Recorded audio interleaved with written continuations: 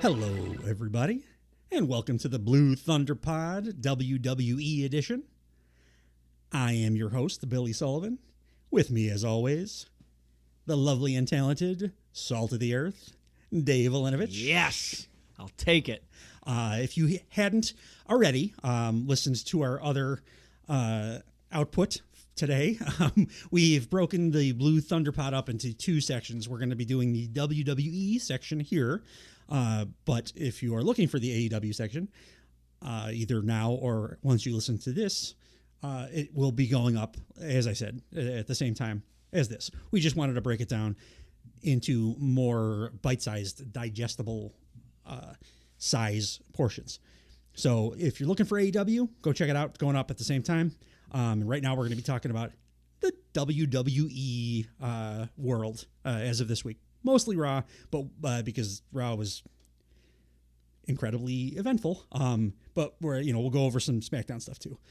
Dave, any general thoughts about the week in WWE television programming? They're humming along, and WrestleMania is right around the corner, so we're in that kind of awkward phase where we have to stretch for time. They even acknowledge that Cody, it was all over. I loved it. Yeah, when we get to Raw, he said that boy. What was it, last week or 2 weeks ago? He said he's Homelander, like he said it with his mouth. Yeah. He just the man says what we think and everything. And he also the thing, and this is more of a general Cody thing. It just made me think of it because Roman's starting to feel like he's getting sucked up by the orbit of the much bigger star Rock now. You know who's not getting sucked up by the orbit of the Rock? Fucking Cody. Yeah, look, Cody is being elevated. Absolutely. Which that says a ton about Cody Rhodes. Yeah, you're not wrong. Like he feels like a bigger star every time the Rock addresses him. Yeah. Meanwhile, like Roman, I'm like, I don't even give a shit about the Roman Cody match now. I just want the Rock Cody. And it's funny you mention that because after both of these shows, I felt that there was a more clear division of who the top guys in the company are. Yeah. Like people really stepped up. In these shows. Yeah. And we mentioned in the other half of this week's episodes, iron sharpens iron, dude. Yes. Like there's people 1000%. It makes the top guys really step up, and you got to stand when you got the Rock there doing what he's doing. Yeah. If you don't step up hard, you're going to get sucked into the middle ground real fast. Yes. So, and Cody's he's unbelievable, man. Yeah, he's. I was skeptical. They were going to be able to do it twice, second year in a row. But this year's way more fun than my God. I'm so much more invested right now than I was. And I've been a huge Cody fan. Yeah. Going way back. Been a crybaby forever. Yeah. I used to have to argue with the other Freakazoid AEW fan base because they, he doesn't understand. I'm like, he fucking understands. And it's been one of the most satisfying things ever watching him become the biggest babyface since like Stone Cold Steve Austin. Yeah. Because I was goddamn right. Purely organically too. Yeah.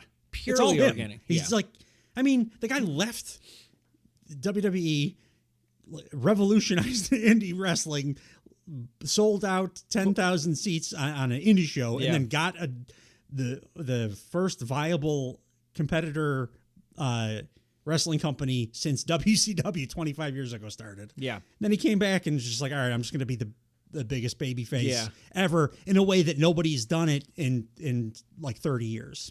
Just being a dorky babyface. Yeah. Yes, dude. I'm not going to be heel and be a badass. Like, he's unbelievable. Yeah. I like that you said Stone Cold and not John Cena.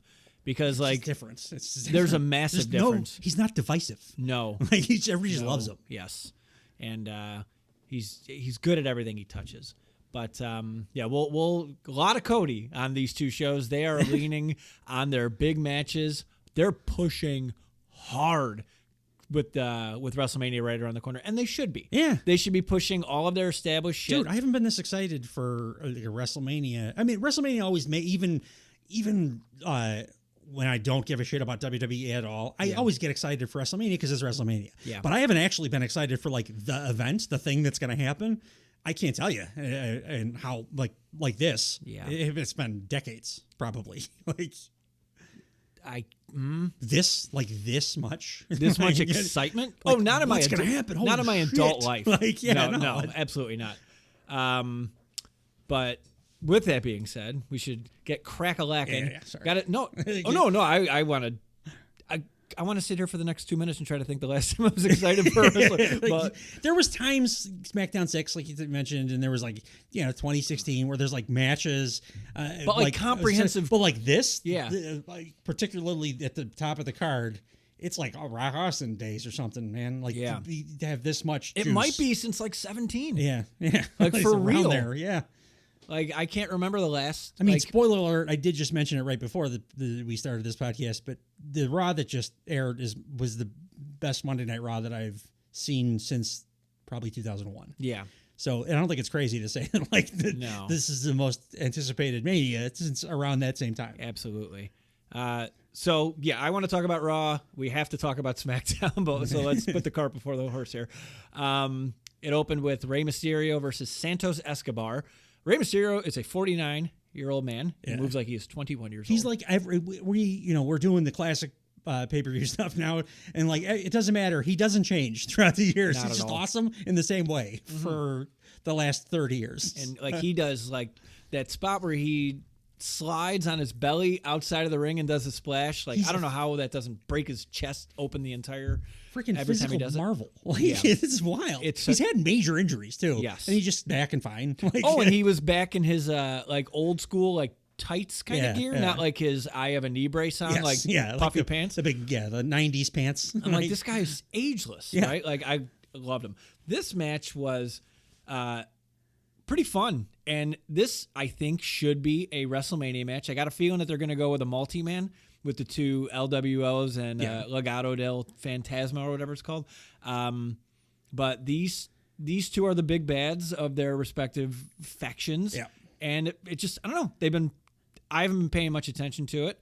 Yeah, it's hard to care about it because it's the same thing that the WWE has been doing for my whole life. They always have to mush all the Mexican guys together. Yeah. I'd rather they do a feud with Chad Gable or somebody other dude that can really go that isn't a luchador. Yes. So then it doesn't. They don't have to be in that box. But yeah, it's gonna rule. It's gonna be a great match just because it's they're all great workers. Yeah, and they put the time in. So yeah. I still don't care about it. I can't just because No. And it was fun for what it was, but it's definitely a lower mid card, almost kind of feud. The finish was, which by the way, they deserve better than that. 1000%. So that's why I would like that to diversify your booking with your lucha guys and occasionally. Bonds. Yeah. The finish saw Dominic Mysterio buy gold and hide it under your mattress. Dominic Mysterio grabbed Rey Mysterio's foot when Rey was going for a springboard. He was probably going for, what is that, the West Coast Pop? He doesn't really do that anymore, where he does the seated senton. Oh, that's springboard. Right. He really doesn't. No. That used to be this. I'll give him that one.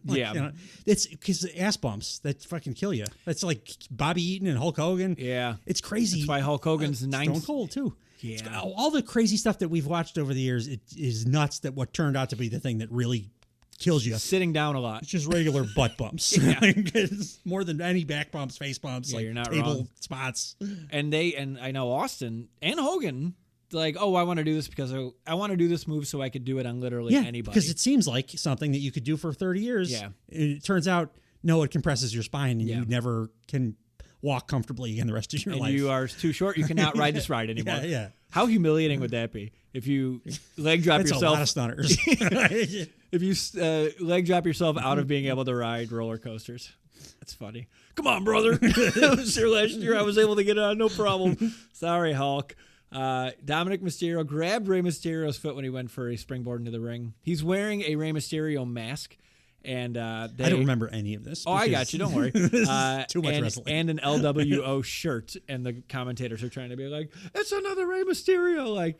He has tattoos in his own face. We know who he is. They just are so used to saying every luchador for the last 30 years is the next Rey Mysterio. Yeah. Even if the lucha guy doesn't wrestle anywhere close to the same kind of style as Rey. And we all know his son's body type and gear. He's on TV a bunch every week. He's very famous. He's very famous. this distracted Rey Mysterio. This led to a Phantom Driver win for Escobar.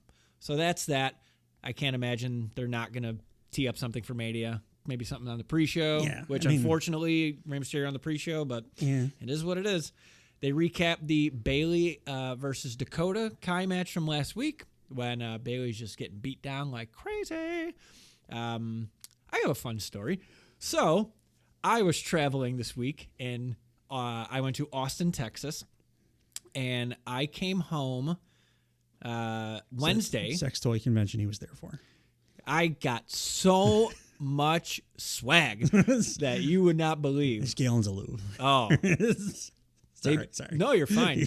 I had to pay for an extra bag for the lube. Can you fill my bag with the lube, please, sir? Just right in the bag. Just right in the bag. Shoot it right in there. It's a hard case. It's going to seep out. It's like that's the airline's problem. Sir, that's a paper bag. Yeah, sorry. Go ahead. I'll call it what I think it is. So I'm at the Austin, Texas airport, and this past Wednesday. I'm there about 7 o'clock in the morning, and I am going through security, and there's like a person that's not cooperating, taking their shoes off or getting their stuff out of the bin. Is it CM Punk? No, it's not CM Punk. So there's two kids working there, and they go, "Is that her?" I hear them talking. I go along, "Is that her?" And I lean around. It's fucking Bayley. No shit. She's 5 feet in front of me. Wait, was she being uncooperative? No, she was not the lady that was. Okay. It was. And I was going to be heartbroken. I love Bayley. I only mentioned the lady because she was keeping me. It was like me, this uncooperative woman, and Bayley. That's awesome. Yeah. So, and the two kids who work there, and you're not supposed to do this at an airport. They zip around to the other side, and they're like, "Can we get a photo with you?"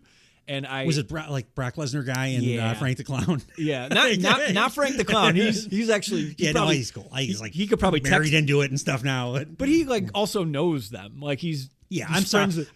Apologies to Frank the Clown. I should not have grouped him in with Brock Lesnar guy. Yeah. It was just the fans that are famous for being fans. The only one that jumped to front of mind besides the douchebag is Frank the Clown. No, Frank's a sweetie. Brock Lesnar guy, if you're listening to this podcast by any chance, you were super rude when you were over to my house like 6 years ago for a pay-per-view. Sorry, continue. No, you're fine. That comes from a place right there. It's deep in your bowels. So so they zip around and they want to take a photo with her. And like again, it's 7:15 in the morning, and like it's unmade up. Plus, Bayley. Every bad story ever about wrestling fans is always you're stalking people at airports, which is precisely why I did not. I didn't even like wave or we were putting our shoes on. Like you have to sit down like to get you dressed again after you go through security. She's putting her shoes on. I'm putting my shoes on. We kind of glanced at each other, and then like we were kind of walking in the same direction. I made sure to like stay like 10 feet behind her because I don't want to think I'm. I have an internal thing that I know that like I have it ready to unleash if I do ever run into wrestlers or whatever in those like or any famous people, but really wrestlers, the ones I give a shit about. Yeah. And I have it specifically set up where. It's a thing that they don't even have to respond to. And that's why I will say, big fan with the thumbs up, and that's all. Let them know I'm a big fan. You do not need to respond. Yeah, and then I go my separate ways. That's good. I would have liked that. Yeah, I'm stealing that. That's good stuff.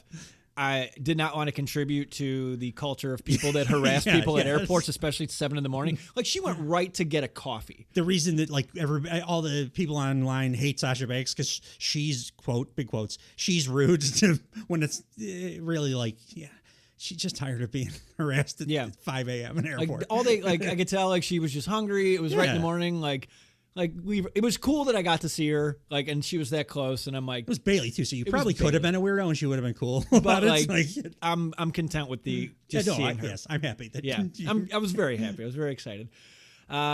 So after they recap the Bayley versus Dakota match and Damage Control beat down Bayley, it's become 4-on-1. Or was it 1, 2, 3? Yeah, 4-on-1. Yeah. They went backstage with Bayley and Naomi. Bayley... Naomi came out to help Bayley.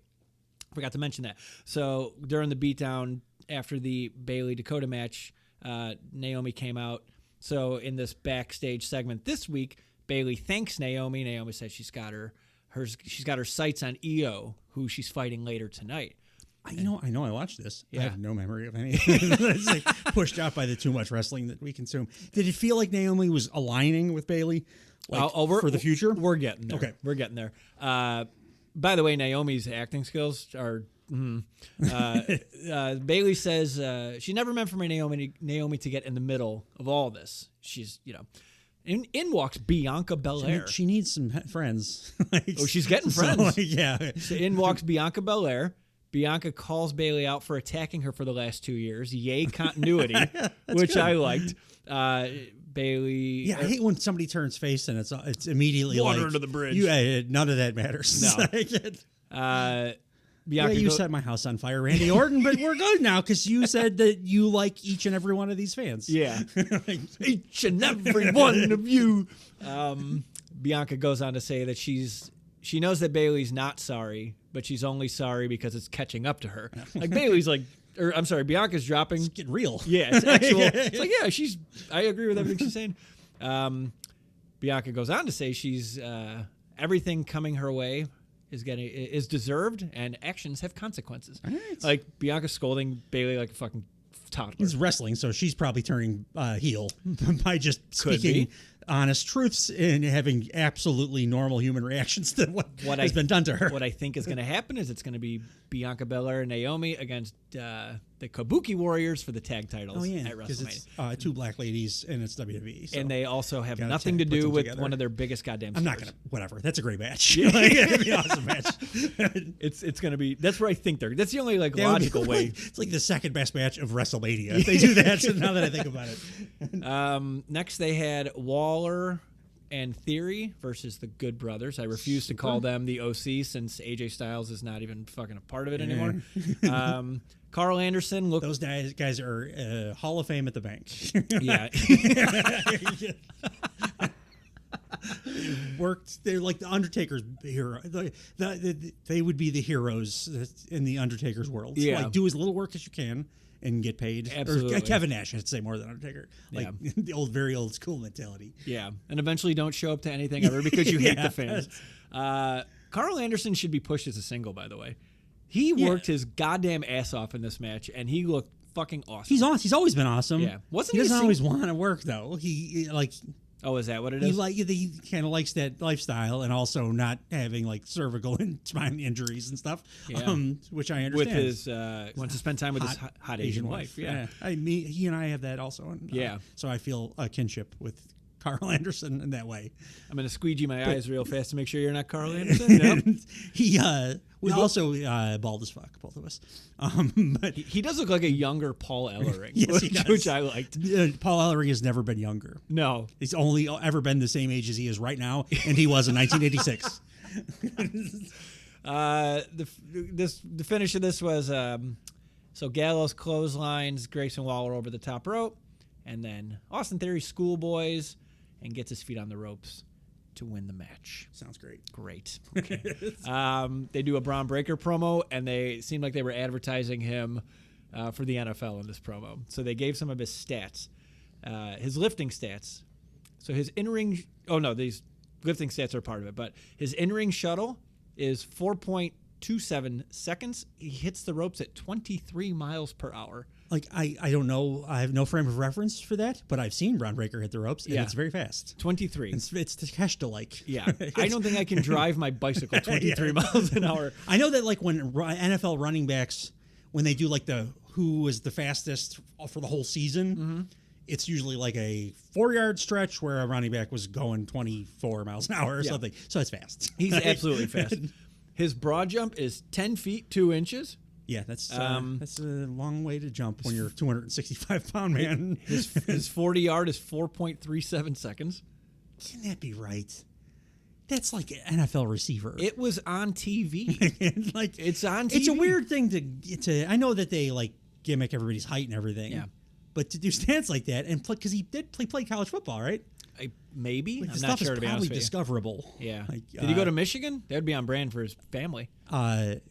If he didn't, or if he did, it's unfortunate that Jim Ross has not had an opportunity to mention it 500 times. Making his chops over there. Yeah, they got one that was at Michigan. The 40, I know 40 times so well because it's like something that they judge. Yeah. They watch very closely, like the NFL combines, and I'm a big draft nerd and stuff. Yeah. 4.340 is very fucking fast. 4.37.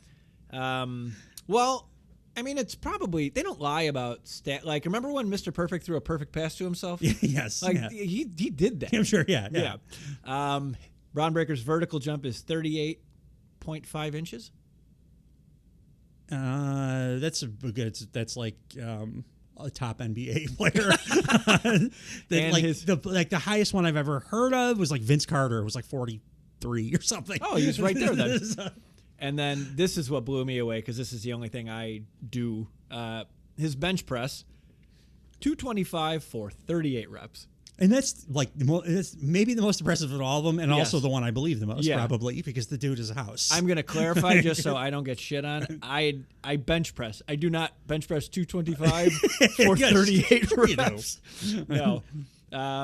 Next, I believe the rope running too. Well, he flies off the ropes, and the only there's only a couple of guys comparable to Takeshi Ospreay. And that's it, basically. This is Braun Breakers and the other guy. They can do that. Absolutely. So they're just pumping up Braun Breaker as like this athletic specimen, which I'm for because I like Braun Breaker and I want him to do well. Yeah, he's great. Up next, they played the clip when Roman Reigns was on the Pat McAfee show. And he says, Cody was off doing who cares, a whole lot of nothing. He saw what we were doing in the WWE, and he wanted to be a part of that. Dwayne saw what we were doing, and he wanted to be a part of that. Roman says, I'm the only guy who didn't have to go to Hollywood. Hollywood came to me. He came off as like a huge cocky heel in this, which, good. I like that. Roman needs to do what Swerve did this week. It's time for him to have like a, holy shit, you are a big goddamn deal. Because I haven't felt like that. With him in weeks. Well, he's not. And he's main eventing. Since The Rock came back. Yeah. I mean, you said it. The match is Cody Rock. I want Rock. I don't even care if Rock can wrestle. I just want to see that because it's the awesomest possible story. Yeah. But that's what the story's been. Yeah. Like Roman is secondary. And Seth is like. Seth is like NXT. He may as well be. It's bad. It's bad. To the point where he has to bring up Becky in every promo now. Yeah. It's not good. Who also is not. Punk also fucking castrated him this week with like 2 sentences. I don't think I've ever wrote so much of a promo word for word. I have pages of the CM Punk promo. We'll get to that on Raw. So, yeah, that's it. They're just, again, killing time. They have really nothing to do with Roman in the meantime. So, and I really like that Pat McAfee has guys on and has long form interviews. Yeah.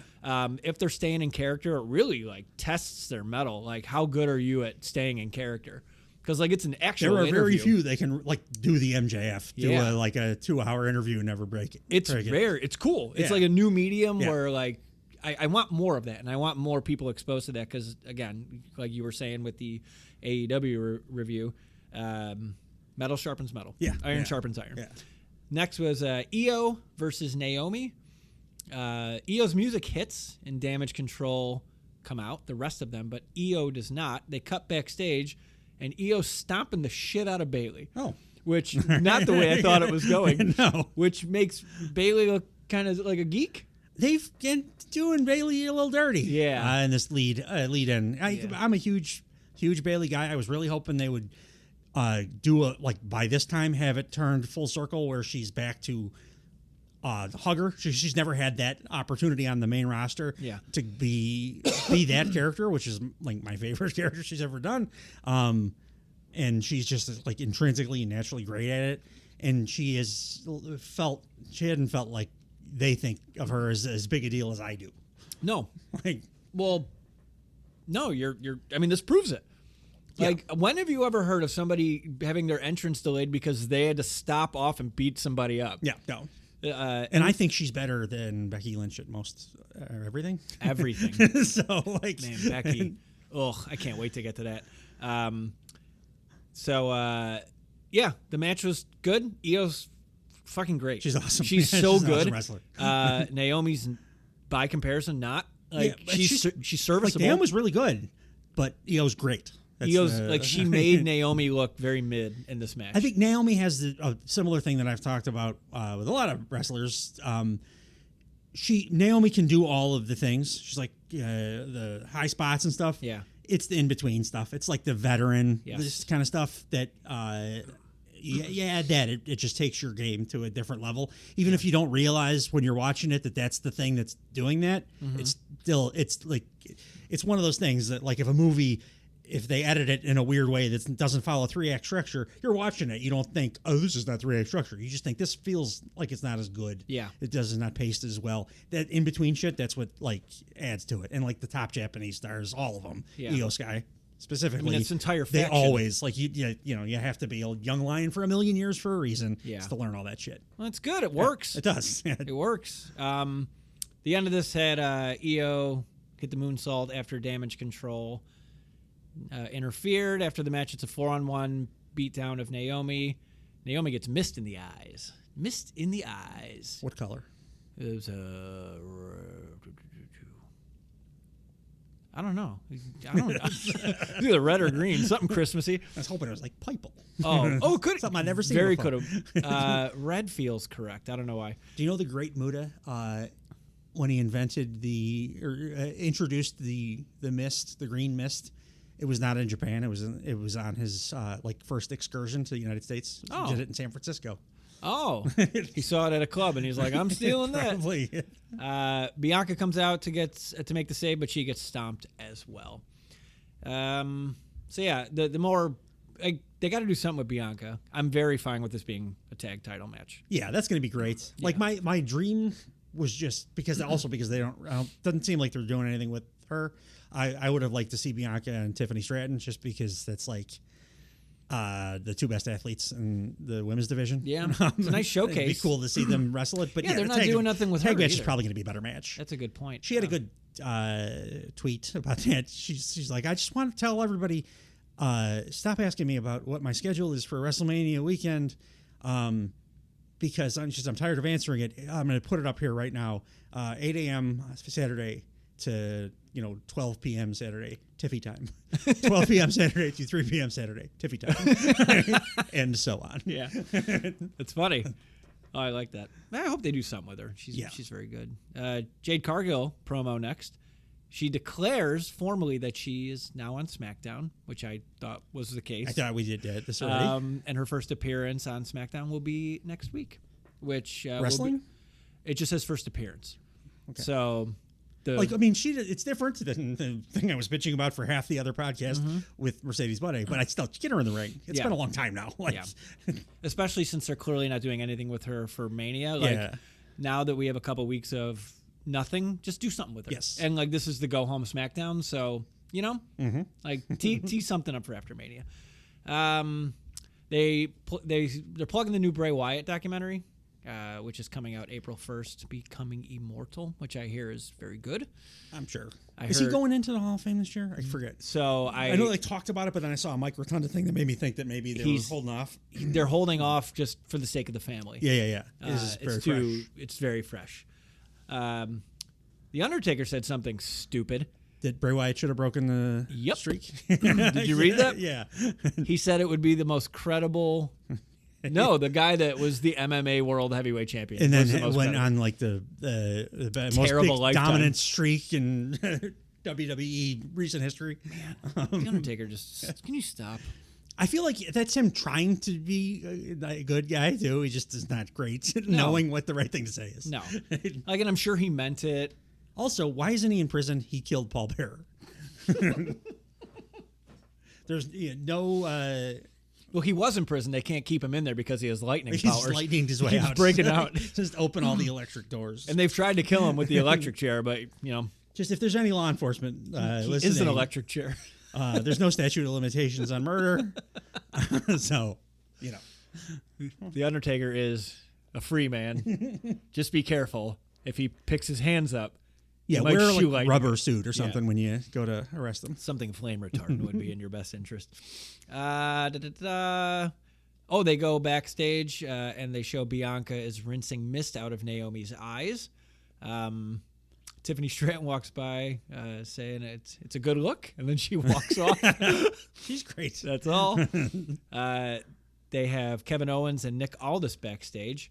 And then Kevin Owens he's asking why he had to find out about his WrestleMania plans on Logan Paul's podcast. Good point. What are his plans? Is Kevin Owens going to be at WrestleMania this year? Oh, yeah. No, they're doing something dope. It's my favorite wrestler in the company. Aldis's reply was because he's a sponsor, which I liked. Yeah. And KO goes, I'll give you $20 a week, which I thought was good. Pretty Deadly walks in, and they claim it's a conspiracy that they are not on WrestleMania, even though they're a jobber tag team. I love them, though. Oh, the characters are perfect. They're fantastic. They're good in the ring, too. Kevin Owens challenges Pretty Deadly to a tag match next week with his partner that he teamed up with not too long ago. It's going to be him and Randy Orton against Pretty Deadly. And then I like that KO's... I like that. Yeah. I like Randy. Like I said several times on this very podcast, Randy Orton is a tag wrestler and should very much be that. So you'll be very happy. Oh, tag wrestler, yes, but... And tagging with my favorite guy. So at WrestleMania, it is Kevin Owens versus Randy Orton versus Logan Paul for the United States Championship. Oh, all right. Okay. Yeah. That's going to be fun. If Randy Orton's not tagging, then a multi-man is a good spot for him, too. So he doesn't have to work the whole time. And Kevin Owens is the best guy in the WWE at, hiding people, the lack of experience. Yeah. Like people like Logan Paul have.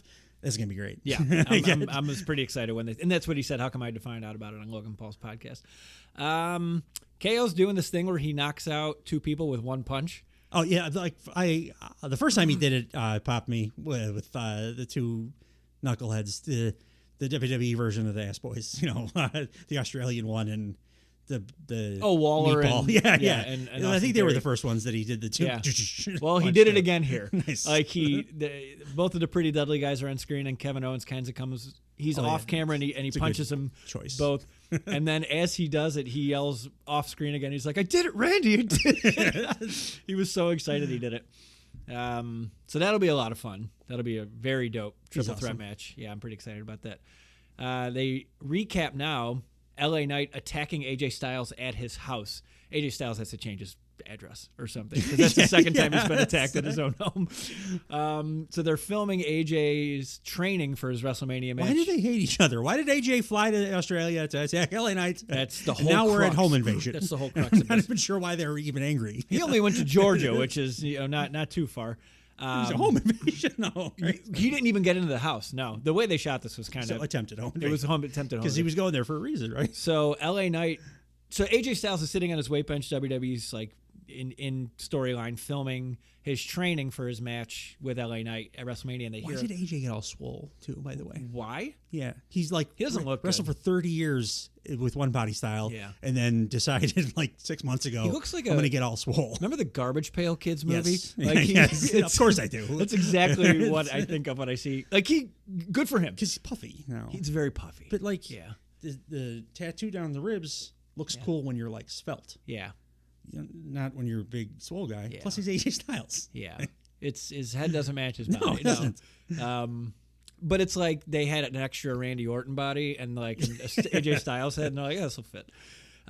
So they're filming in the basement. And they hear a car horn honking, and it's LA Knight. He's just in AJ Styles' front lawn honking his horn. Does LA Knight drive a yellow Humvee? He does not. No, it was a dark car. I don't remember what it was. But they do something kind of clever where the cops are just there immediately, and they use the dash cam and the body cam. White neighborhood then? To it's AJ. He's in Atlanta, Georgia. It's AJ too. It's flat earther. It definitely doesn't have any neighbors of color. Rich gated community AJ Styles. That's why the cops were there so fast. Yeah. It's a gated community. That's why I asked. Yeah. And then. Yeah, they fight for a second, and then LA Knight rightfully gets handcuffed and put into a cop car. And tried to break into the man's house. Yeah, I'm trying to wonder why this is the face in the feud. Yeah, because WWE has never understood that the good guys should do good stuff. Yeah. And the bad guys should do bad stuff. Because it worked once when Austin did the home invasion. If you're the awesomest heel ever, then it's okay to do that. Yeah. You probably shouldn't keep trying to book that. No. For forever. So these two are fighting at Mania. I just straight up don't care. It should be fine. LA Knight is cool. Fuck off. He can be done. I'm done with him. there's on this brand as well, this show, WWE, because there's another company that's doing a tag team title tournament as well. But this is kind of different. There's a tag team qualifying match to get into the title match at WrestleMania, which for all intents and purposes is tournament based. Sure. So this and is the WWE one, I'm sure they'll get to the finals and then they'll do Judy Backwell on a pole because that's the way they do business. That's the 6-man ladder match or the 6-team ladder match at WrestleMania for the tag titles. This is the Street Profits versus AOP. I initially wrote, these are my only 2 notes. I'm over the Street Profits, and then I take it back. Angelo Dawkins is really good. I like both of them. For different reasons. I think they're both great, but I would break them up at this point and let them do single stuff because they're both interesting in their own way. But they're with the Bobby Lashley thing. I don't new care. Hurt business. Don't care about Bobby Lashley. As I've said in the past, when Bobby Lashley is on my screen, I just see an empty space in the shape of Bobby Lashley. Yeah. He's that uninteresting. Yeah. Did the Authors of Pain go to prison for like 6 years? Because they disappeared. Away. They were awesome in NXT and did when NXT was killing it with the tag matches, DIY and all those guys. And then they left NXT. No, they came up. They were in Seth Rollins' initial They were on the main roster. Yeah. But then they were gone and they didn't go to the Indies or AEW or Japan or anywhere. They were just off the earth for 5 years, and now they're back, and they look exactly the same. Yeah, they just got in their DeLoreans. I like them, but it's just very confusing. I have no idea. They have such cool offense, I like the Super Collider, very the double power thing. Team. Yeah, their finish sucks. It's like that Russian leg sweep. Yeah, they clothesline. do 6 moves that are better than their finisher. Yeah, that should be their finishers, but yeah, like that sit down powerbomb neck breaker combo. It's dope. The finish was. Surprised me. The Authors of Pain were going for their finisher. Angelo Dawkins pushes one of them out of the ring. Montez Ford tightly rolls up. Tightly.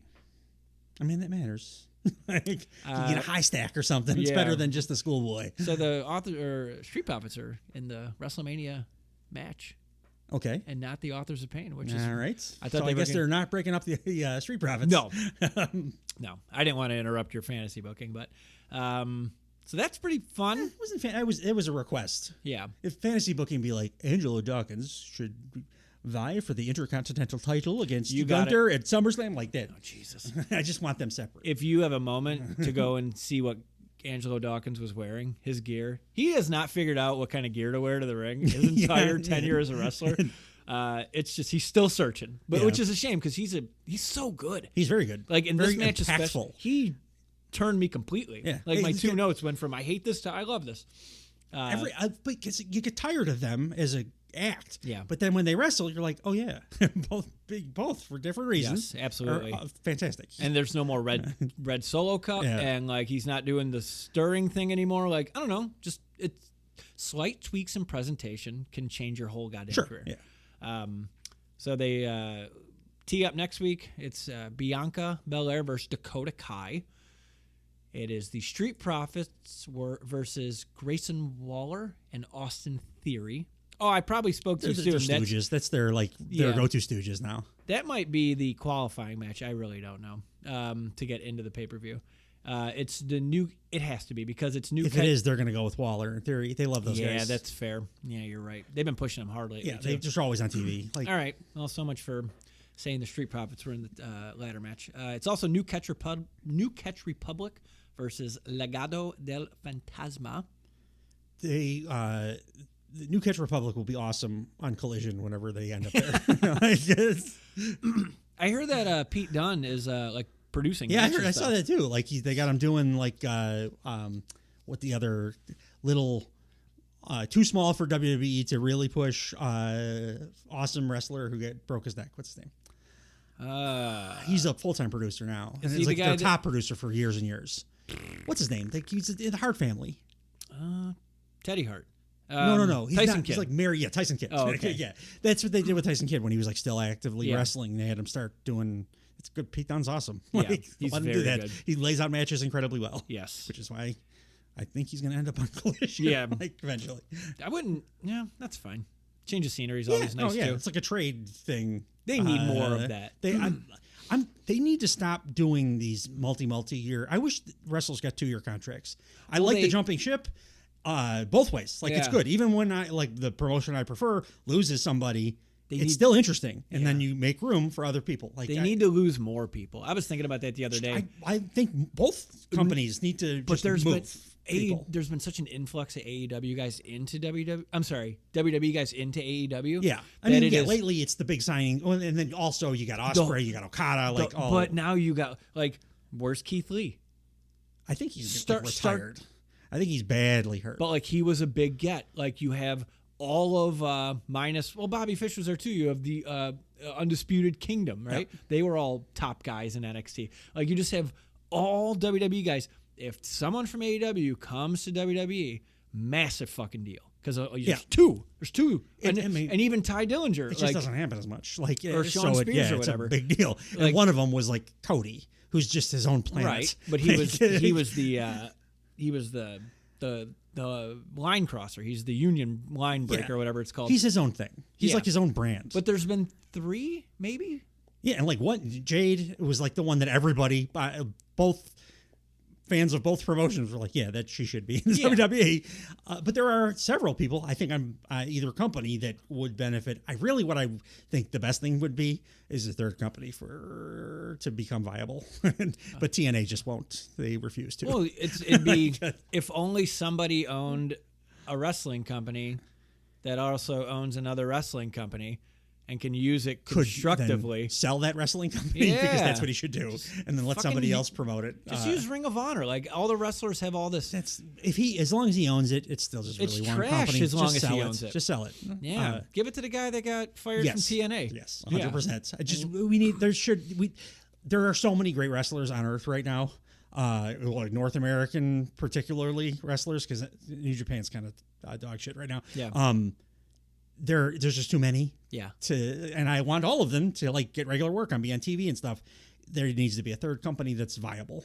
TNA's had the opportunity so many times over the years. They just can't get out of their own way. Absolutely not. And there's guys that are there, but your big guys are Heath Slater, Matt Cardona. Yeah.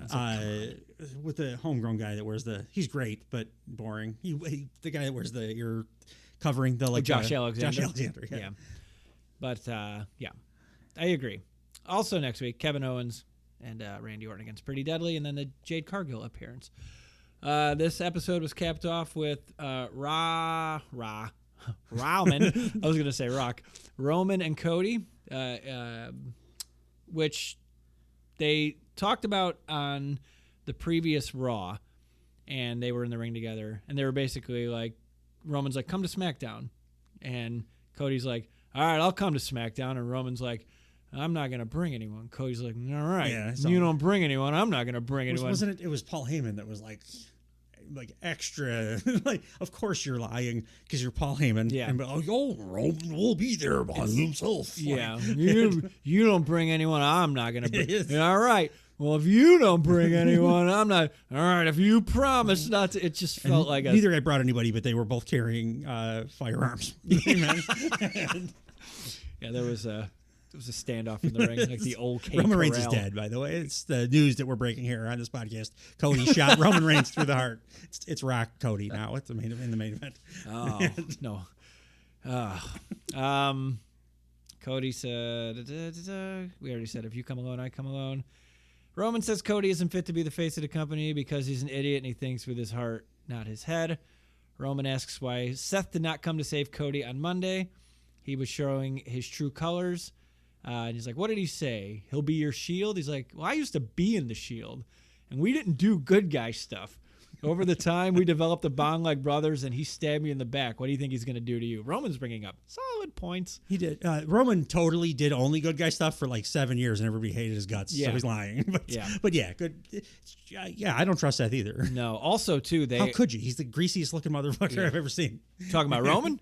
Or Seth. Yeah. I agree with Roman. Don't trust Seth. Also, they're showing, I guess they showed this between commercial breaks of foreshadowing.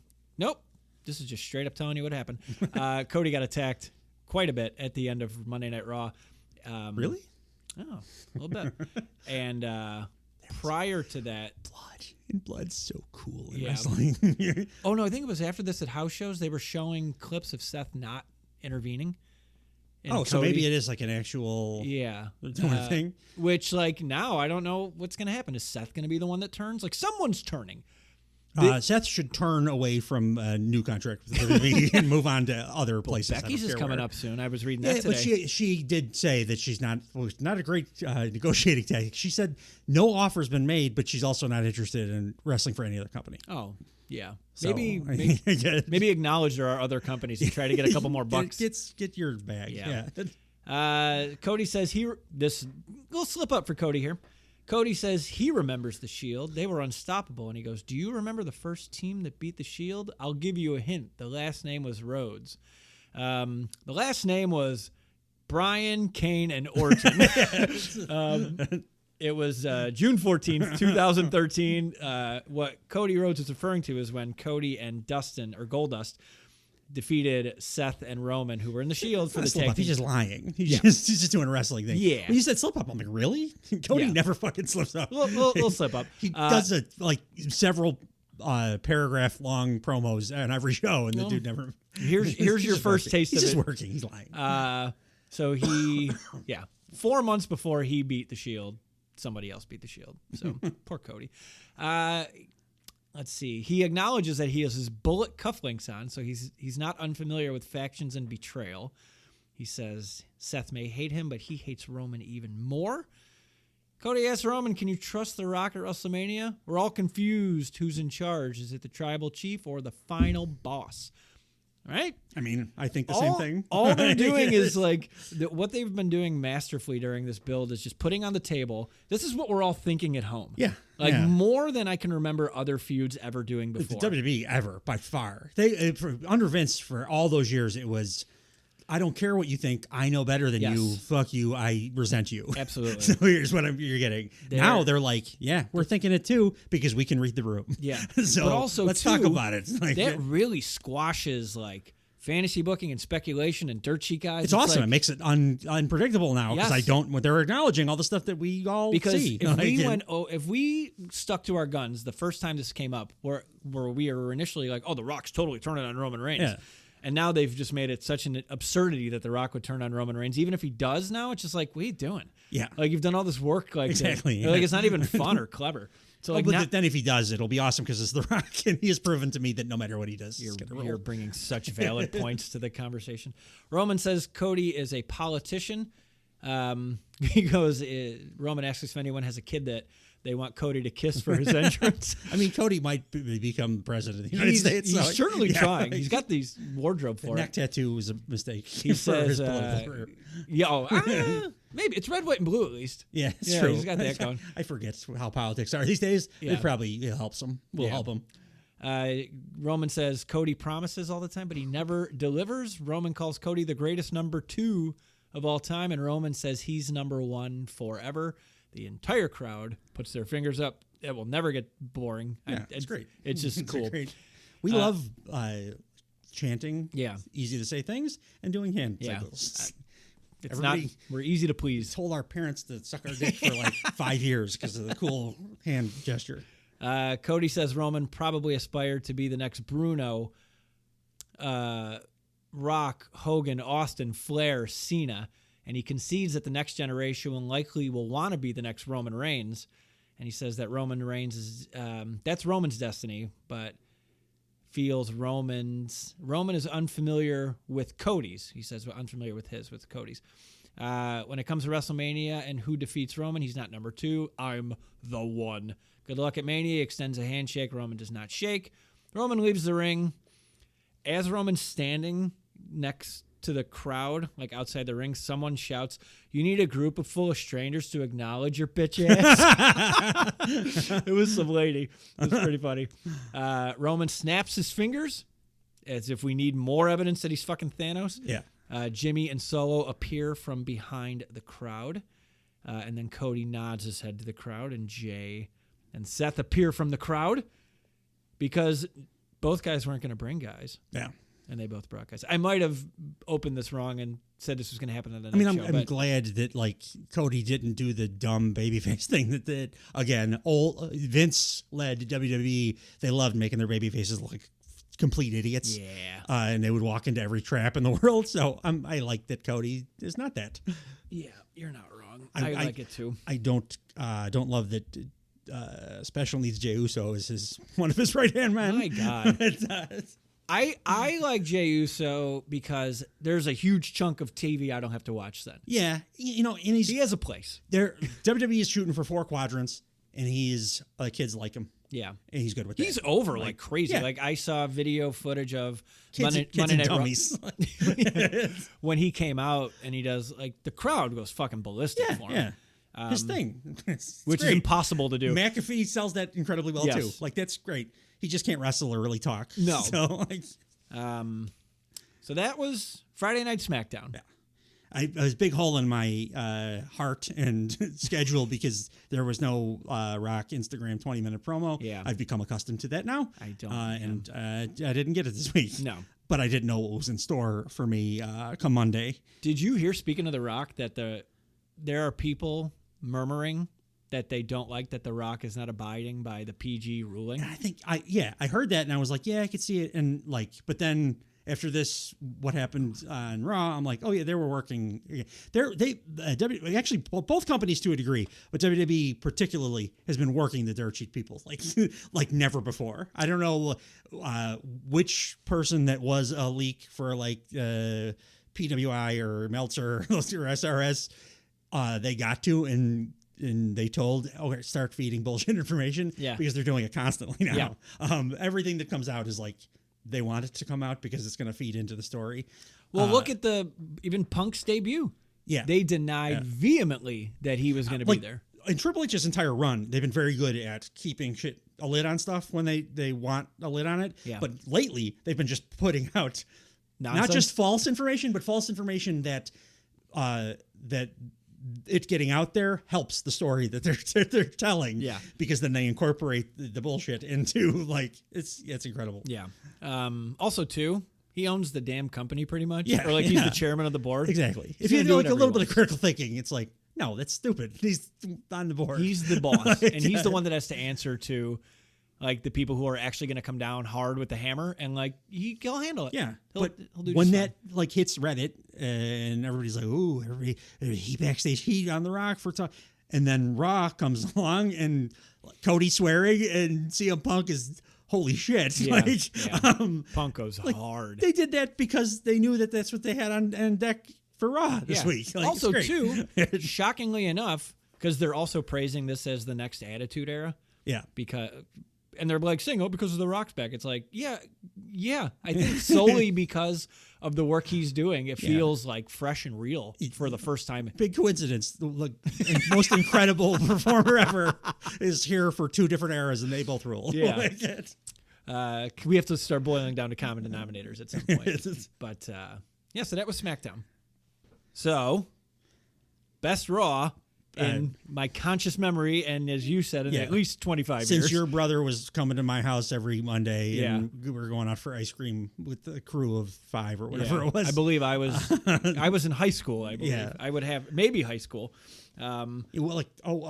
Yeah, I was in high school. So that then. It's when Raw was 2 hours. And great. And we liked it that way. It's goddamn amazing. I didn't think Raw could be as entertaining as it was under the 3-hour structure that they currently have. It was better than I thought they could possibly make it. Yeah, the formating was pretty perfect. Incredible, and nothing felt long or dragged. No, or that's what I mean. It's just great. It was live from Chicago. Yeah, / Rosemont, Illinois. It does help that. Full disclosure, our hometown. Yeah. And also the best wrestling crowds just anywhere. And Steve Austin's favorite building to work in ever. Yeah. It was the, I believe, 11th consecutive live televised WWE event that sold out. Yeah. So good for them. And starts off with recapping the Cody Roman segment where they're like, well, I'm not gonna if you're not gonna. and then they all did. So it's just this weird standoff to end SmackDown. Cody comes to the ring. But again, even that kind of weird feeling, they did that because they were leading into the greatest thing they were going to, the best pay-per-view selling ass thing that I've Yeah. seen them do maybe ever. Yeah. On this show. Yeah, So, this was tremendous.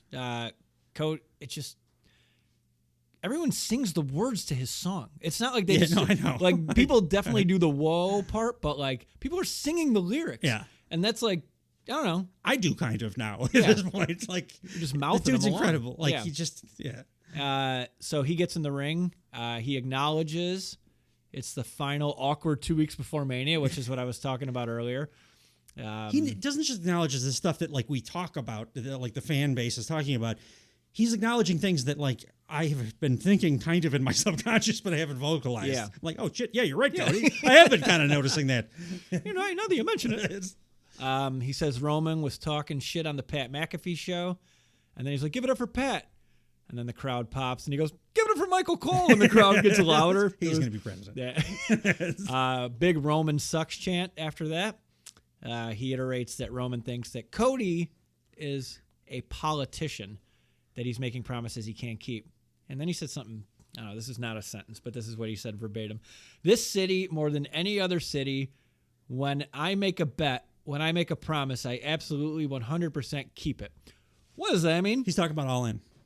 That was God damn it. When Why are you so smart? The reason that AEW exists Yeah. is because Cody, when on the Indies, tweeted, "I think I could book a show, an indie show that would sell 10,000 tickets." And Meltzer responded, "There's no friggin' way indie show will ever sell 10,000 tickets." Right. So he booked a show in Chicago called All In that sold 10,000 tickets.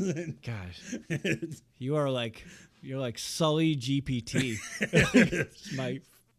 Propping me up when I fall down. But you only know about one thing. Oh, that's fine. But for the purposes of this, yeah, it fits our theme. yeah. Okay, well, I was gonna riff on that. He for a second. referenced everything. He referenced like AEW, Yeah, All it's a In lot. prior to AEW. It's a He lot. does it in ways that are like Very subtle. subtle, not overt or over the top, but also like people like me. I'm like, he's talking about All In. That's Yeah. awesome. Like, he's just incredible. And he goes off to list all the promises that he made. He mentions a guy who asked him to be his best man a couple nights ago at a house show. Cody said yes, and he's paying for the bachelor party. Which is shoot, by the way, he's doing that. Yeah. He's going to Hudson's 5th birthday party. Someone named Hudson invited him to his birthday party. He's getting the wrestling club to go to both nights of WrestleMania, which I don't know what that is, but it's some kind I of... bet you the wrestling club smells interesting. You mean like club sandwiches? You think they're just really big into... I think it smells like pimentos? like people that you need to kind of force them to take a shower. Yeah, that's fine. Let's leave that Unwiped there. butts. Yeah. And then he goes, and for that, I ask for nothing back, which I didn't love that he said that. It's like, be a little, like, you've been anything but. You're asking for our worship. Yeah. It's fine. Yeah, but the humility, you know. He said he dresses, talks, and walks pretending to be the champion because the champion isn't here. Like, he's not being very humble in this promo, but he's getting... He's right though. He's not. He's had to be the face of the company because the guy that's the champ. I agree. Signed a contract that they were stupid to sign him to, Right. And he's never on TV. Right. He started kind of crying a little bit of how he was screwed last year at WrestleMania, and then he goes, "It's my fault that you and your cousin can't have the wank fest at WrestleMania that you wanted to have," which I enjoyed that. I mean, British jerk off slang. Mwah, love it. Wankfest. He got away with it on the telly. And he says it's because I won the Rumble, and when you do, you point at that sign. If I learned anything from last year, pointing at that sign is that I can't do this alone. Yeah, it's a clunky sentence. I just like that pointing at the sign is dumb and needs to go away. Yeah. And I like that Cody's like, I'm going to do it different. Yeah. When you, if I learn anything from last year, pointing at that sign is that you can't do it on there. I said I don't need something back, but I do, and that's for the WWE fans to ride with him. The point at the sign. And then the whole building pointed at the sign, and then I bet you they felt stupid though when they were just like pointing. So okay, we're pointing now. So What next? they were pointing in the opposite direction of the greatest thing that happened all night, which was the unadvertised Rock's music hits.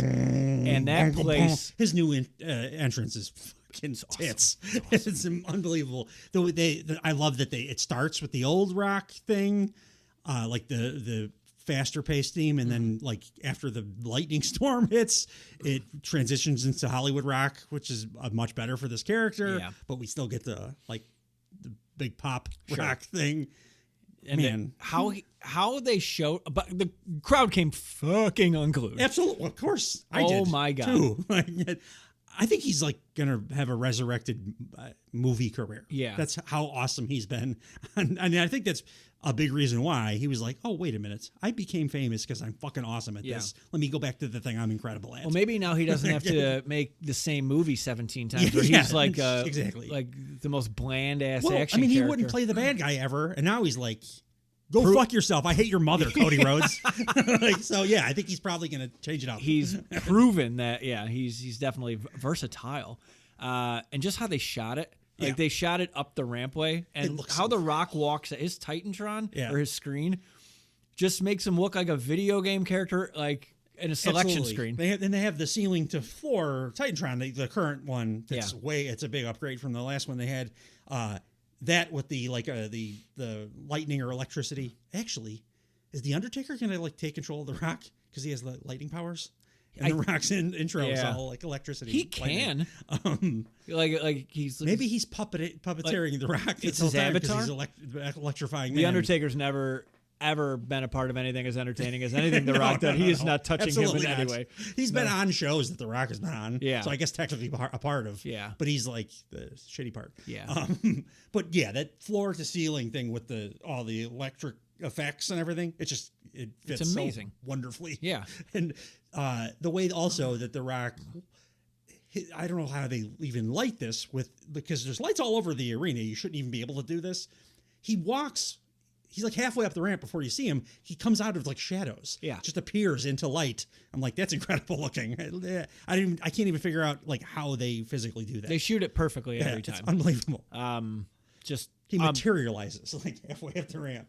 The if the Undertaker is controlling him, one piece of evidence is the fact that The Rock takes a really long time to get started with this segment. Yeah, it took him a long time to get to the ring, and then when he got to the ring, there was a really long stare down, during which time there was a "This is awesome" chant, and then a CM Punk chant. Yes, the CM Punk thing was insane because it was like. It wasn't just like some fans and then they built to it. They were like, this is awesome. And then everyone at the same time decided, okay, we're all going to chant CM Punk simultaneously right now. Yeah, it was on a dime. It was absolutely on a dime. And they did that for a while. The Rock leans in to tell Cody something, which was later deciphered to be, tonight, I'm going to make you bleed. Yeah. And then he just leaves. And then there's a Rocky sucks chant. And people are pissed because he didn't talk. Yeah. But you didn't talk exactly for this reason. It's what a heel. It's also what a heel does. Yeah, absolutely. Like, goddamn, what an opening segment. Oh, unbelievable. Like The Rock, everything he touches, man. The only problem, like we talked about a little bit before in the other half of this podcast, is just like everybody wants The Rock to face off with Cody in a singles now. That's just what I want. Yes. That's because that's the two biggest guys. Absolutely. Meanwhile, you got Roman like, I'm not going to bring anyone if you don't bring anyone. Exactly. He needs to do a thing that is like an undeniable. And Roman can do it in the ring too. So, but he's not going to do it in the ring like this week in the lead-in. He's got to do something. He's got to do a swerve thing where like The Rock is outshining the fuck out of you, Roman. Yeah. And I'm a Roman guy. I love this whole character. I love him being what was the final boss for the last 2 years. Yep. But he's just like totally neutered, little baby boy now because the big man is here. It's just, yeah. And The Rock walks out, flanked by lightning, out of the darkness. He materializes out of nothingness. He's like fucking Gozer. He's got his two big bulls with red eyes next to him. Yeah, it's literally like Gozer walking out in Ghostbusters. And then you got the guy that's actually in charge that needs all his boys to like protect him. Yeah. Like one of these things is not like the other. And also we are seeing that like you can be in the vicinity of The Rock without all the bells and whistles and still be just as big a star because Cody's doing it. Like right now, as we speak, Cody is doing it. Yeah. Roman needs to step to Cody's level. Yeah. I think this week before the show. I think time's up. I mean, he's still got one. He's got a little bit more TV. But before. they had it when he had Rock acknowledge him. Yeah. Like that's when I'm like, wow, It was great. But again, it was Rock doing something. Yeah. But then they walked it back again because they constantly have to have Jimmy and Solo around. But no, this was awesome. Awesome way to start the show. Yeah. Awesome way to have an unadvertised Rock appearance. Jesus Christ. When was the last time that happened? 20 years ago? No, unadvertised? Yeah. The last time I could think of is I'm sorry, he did do some like surprise pop-ins when he wasn't involved a couple of times. He was promoting a movie or whatever. The only time I could think of is when he hosted WrestleMania 27. And they're like, who's going to be the special host? And everyone's like, it's going to be Justin Bieber. And it was fucking Rock. Yeah. And like everybody, cool. It was very cool. But that was 13 years ago. Yeah. So that's this. This Rock is like, who knows? Maybe he can't wrestle at all. But I have way more faith that once he gets in the ring now, seeing the goddamn effort this man is putting into pro wrestling again, I believe that if it's possible for a guy his age and his size to get into ring shape, he's gonna. When this whole thing started, I was like, there's zero chance Rock is ever going to be able to get in the ring at his size and wrestle a reasonable match. But that was because his investment in wrestling for the prior 15 years had been as little as he could possibly do and still say that I'm part of it or whatever. And also, now he's like more invested than anybody but Cody. So and he was hurt last time we saw him. Like he was really hurt last time we saw him. And now this time, like he's gotten, I don't know. I'm right with you on everything. I'm very excited. Like as we're talking about this, it's making me so excited to watch WrestleMania. It's incredible.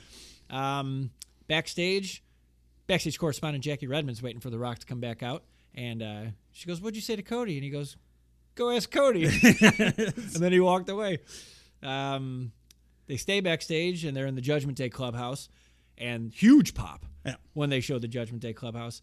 Damian Priest. I'm ready for Rhea to be on her own, though. Well, she was kind of being pragmatic here. Yeah. Eventually, where first Damian Priest and Finn Balor are telling JD McDonough he needs to go take care of Ricochet. And on his way out, Rhea just goes, just win, please. Go win something. And he's like, which is good. Yeah. Which is just what you would do. If you're constantly losing, you're not just like, go get him this time. It's you just fucking Can you win something? Please, once in a while. Are you going to cash in your goddamn briefcase too, Damian? What are they going to do with that? They got till what, June, right? Till the next pay-per-view, right? Or the next Money in the Bank, do something. Because Drew's winning the world title. Better be.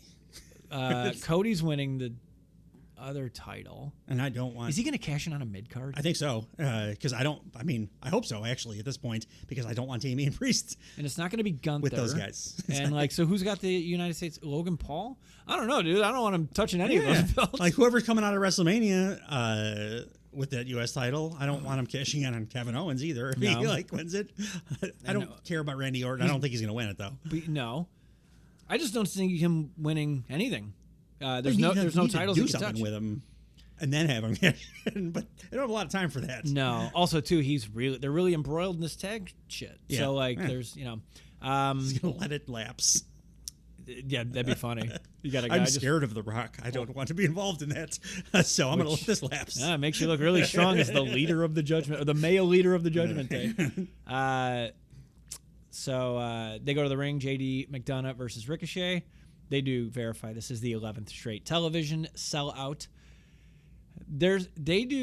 Since Kevin Dunn has left, they're doing such cool camera shit. It's night and day. I used to hate WWE's television, camera-wise. Production-wise, they've always been head of the class as far as editing stuff, the way that the arenas are set up and everything. But the camera.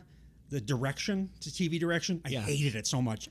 Unwatchable. It would give me literal headaches. Mm-hmm. Now it's every week I'm like, that's a thing I've never seen before, and it's awesome. Yeah. Actually, both in different ways, both programs are doing shit I've never seen. AEW again this week we didn't mention it on the other podcast. They did a sideline reporter thing in a different way. They had Renee out on the ramp. Yeah. And the entrance theme started playing behind her, in the background, like it would if you were sideline reporters out there talking. Yeah. So they're doing that sports thing, and WWE is just constantly doing these cinematic, unbelievable camera things, tricks that I've just never seen before. And the trick in awesome. The trick in this match was the Scorsese Goodfellas shot. Yeah, they're doing oneers like every week. It at was this a point. one long camera. Like the camera was just on the ground, cameraman, and then he just goes to a different side of the ring with no cuts, and it looked so cool. It's extending longer and longer, but they've done this oneer like during an active match for I think 3 or 4 weeks in a row, and this was the most noticeable one. Yeah. As like in ring freakazoid wrestling fan, I fucking love it so much. Yeah. It's a cool, awesome, like just awesome looking thing to do the Steadicam like oneer. But then also I get to watch a wrestling match in WWE where I can see all the moves happening instead of cutting on every impact or zooming in and out, or shit like that. Or it just is great on every level. Yeah, and it makes it feel important the longer you keep the shot on there. Yes. Like John Wick has taught us, move the camera back a little bit, let us see everything that's happening. And don't that's fuck cooler. Don't fuck with the dog. Yeah. Ricochet needs something to do because he's way too good. And this was a really showcase match. Yeah, it felt like an AEW match, basically. Terrific. The only thing that irritated me was Michael Cole not knowing what a Poison Rana is. He kept saying, "What is that?" And then McAfee also was doing that, but he's not been calling wrestling every week for the last 40 years like Michael Cole is. What's that? I've never seen anything like they do Poison Ranas like on weekly wrestling television for the last 10 years or something. Like it was the biggest spot in the best women's match of all time. Yeah. Bayley and Sasha Banks at What TakeOver. do I even call this? I don't like Poison Rana or a reverse Hurricane Rana, which they've called it that a lot too. Which is, but that works. Yeah, like anything but I don't know what to call this thing. It's never been done in human history. My fans are coal miners. I love the Ricochet spot, the shooting star, but standing opponents. Yeah, that was the finish of the match. Yeah, the way the match ends is Ricochet does a shooting star out from the top rope. JD McDonough's standing. Yeah, and like he lands on like him. Ospreay, chest to chest. Yeah, it was awesome. Very fucking cool. So yeah, I mean, we know Ricochet can do these things. He's not allowed to for most of the last decade or whatever. Yeah. But like, he's got it in him. Let the boy go, man. Right. Like, so did you hear the new title they're introducing?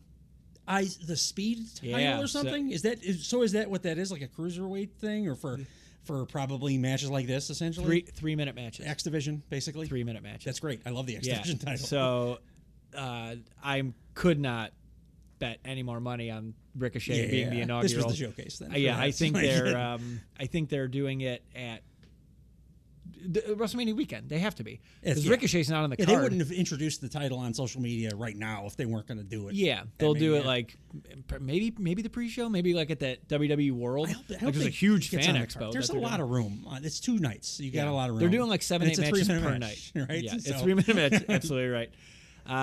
So yeah, hopefully a lot of cool spots in this match, which we won't go into too much detail.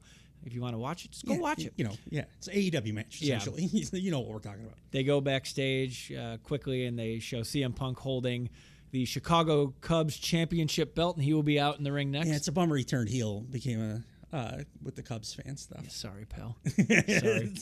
Sorry. I do like that Fanatics is just slapping people in the face with like, hey, we have championship belts, and they have got 2 on this show. The low price of $750. At least the White Sox one that I checked out. Yeah, it's obnoxious. Yeah. Also, why would you buy it? Who? I want the belt. Obviously, it's like a White Sox World Championship wrestling belt. Right. But who has that? Who has $750 that they need that little that they can buy something as ridiculous? The same people as that a are baseball wrestling championship belt, for a team for $750 for a team that likely is not winning this year or has won or will be winning. It doesn't matter if it's for the 27 Yankees. It's a wrestling belt for a baseball team that, of course, I want. And if it was $100, I very well may have purchased it. Right, $700, okay. Tony Khan is your only goddamn guy that might buy that anyway. Somebody's pay. So the fact that they have a team that did market research that will find out how much they could sell these for viably and make a profit on, and they landed at $700. Dude, there's guys that are buying retail cans of Woo Energy drink. There's enough people there that'll spend $700. It's the same guy, dude. It's the Jared. His Cruz name guys. is Clint. It's like 38 of them. Yeah. So coming back from break, they hyped the Bray Wyatt doc again, Becoming Immortal. It's going to debut April 1st, so probably on Monday after Raw. Yeah. This is where I wrote the note that the Taker Undertaker said Bray was the most logical person to eat. Bray's family probably like, yeah, thanks for saying that now, motherfucker. Yeah. Could have spoke up when you were actually in the company. Also, too, he fought Undertaker after. I'm sorry, Bray fought Undertaker after Brock Lesnar already beat him. So there either. This is like pouring water on your head when you're in the pool. Like, we get it. They show Jey Uso walking in backstage. I just don't care. He's like Paw Patrol or something. It's just he's there for kids. That's the way I look at him. I don't hate him just because it's like whatever. It's not for me. The only thing he did correctly here was bring me down so much, which let me get an extra oomph for the next segment because next was Phil. It was CM Punk comes out to a lava hot promo. Lava hot pop. Punky has been on TV a long time. My God. They had to this rearrange whole thing, the man. entire stadium to get more people in Yeah. because there was such high demand for him. This whole segment had me like energized, excited. It was amazing, riveted. Also kind of nervous because he's starting to have that I've been at home too long energy, and he said like 3 things that were definitely not approved, and also like could have gotten him fired potentially right as he walked off stage. But that's why CM Punk is fucking awesome. Yeah. So just hopefully he can get healthy and get back before that he's dicking around. Like in the course of the promo, he talks about I'm not like you. I'm not online. Yes, you fucking absolutely are. And that's the problem is you're home right now thinking about all this stuff like constantly, which leads to things like this, which are absolutely incredible. Yeah. But I also just I've seen this before. Yeah. And this energy that he has, which again leads to some of the best television I've ever seen. But historically, at least in the recent past, the thing that comes right after it is not great. You got it. I want to get him in the ring. Just get back in the ring. Just keep an eye on his hair. Yeah. His hair is his tell. If he shaves his head, we got a 100%. big problem. Also, too, I was reading that there are just rave reviews of this guy since he's been back to the company. Yeah, I mean, like if social media is to be believed, like, everybody there absolutely loves him. Yeah. And like this again, this was incredible. Yeah. But he did the Punk thing where like it was incredible, almost too incredible, to the point where the people he was out there with were even like, holy fucking shit, man. Like, I don't know how to respond to that. Yeah. So this was where, well, I'll get to it when I get to it. But, excuse me. Punk gets in the ring, says, is it good to be alive in Chicago on a Monday night or what? I'm never not like I can't ever not be a fan of a man that just loves Chicago as much as I do. Like he loves it probably more than anyone. I love Chicago more than America for sure. I've been saying that for 20 years. It's like easy. I'm way more proud of being a Chicagoan than I am of being an American. Sure. And I think CM Punk feels the same way. Yeah. I am a real Chicagoan. Puts our city flag on goddamn everything he owns. Yeah. And so do I. And monetize. And it becomes the #1 selling thing every time he touches something. He said he's not medically cleared, but his mouth works, leading to it sure does. Him saying, we're not on Netflix yet, so I apologize. April knows what I'm talking about. I don't care. It's awesome. Yeah. CM Punk is saying it.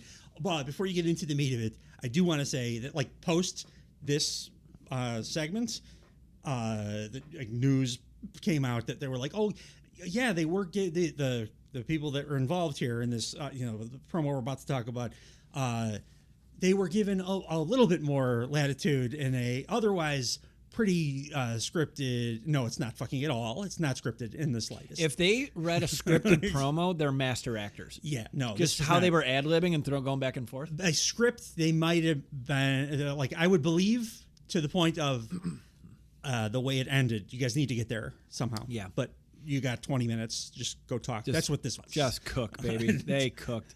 So April or CM Punk mentions his wife April, AJ Lee, and apparently he just likes to give her smooches. Right? That's what he's saying. Because his mouth works. He was making a cunnilingus reference. He was giving his wife sweet, sweet smooches. He asks what he should be doing at WrestleMania. How about host? He said 10 years ago that would have felt beneath him, but he wants to be in front of all you people. It's still beneath him. And then he goes, I wish WrestleMania was in Chicago. Hint, hint. Are they doing? It's an outdoor stadium. No, but like, you know how awesome it would be if they did do the if return to an arena. for WrestleMania. If they built, Like, if they build that new proposed stadium, yeah, that's true, and it's gonna be domed in 10 years or something. Though it's Yeah. going to take forever to do that. I've been dying to see a modern WrestleMania in a Smaller, arena yeah. setting. I mean, they're not gonna. No, you're that's losing a bunch of money. a bunch of money. But you could find other ways to probably Unless- make it up if you do United Center for 2 nights and add a bunch of whatever. Yeah. They know how to make money. They could shut down the WWE. city and It- have like It pop could up be stuff everywhere.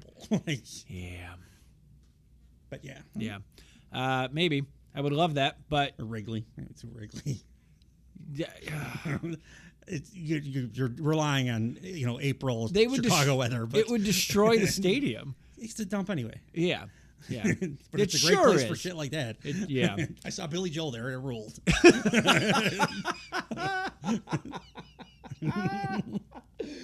That was funny.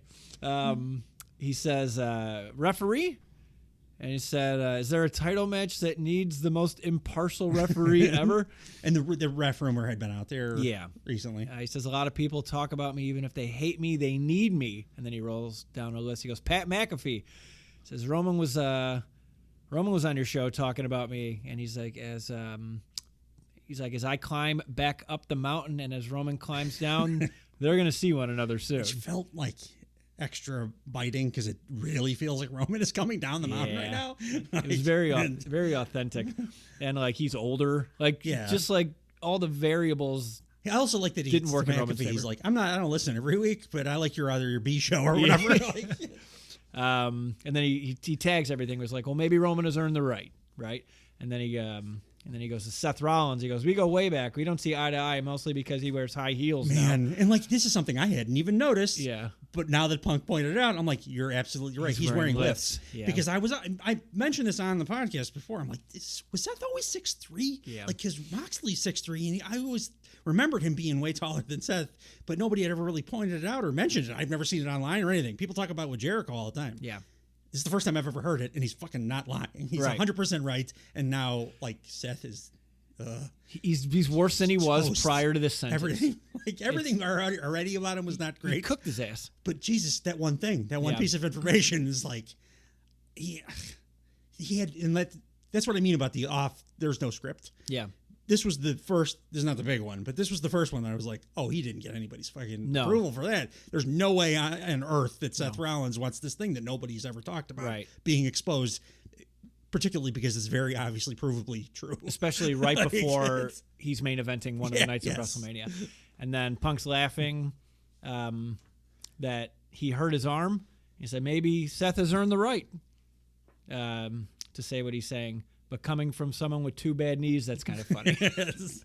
That was funny. He said, The Rock, he hasn't said a word about Punk. And he's like, Punk likes to think, and he called back like one of his The greatest box, lines yeah, ever. it's great. Punk It's likes an to think all-timer. it's because 10 years ago he remembers coming face to face with the Second City Saint and realizing that his arms were just too short to box with God. Did you ever hear Rob Van Dam talk about why he didn't like CM Punk because Rob Van Dam is a very honest, very open, very likable dude. Yeah. He does a couple Punk stories. They're not like incendiary. He doesn't really talk shit about him. He's just like, I could never click with him because he had like the unearned, like right when he came into the company, he had the unearned confidence of a cult leader. And I'm like, you're absolutely right. That is him. 100%. That all tracks. That all tracks.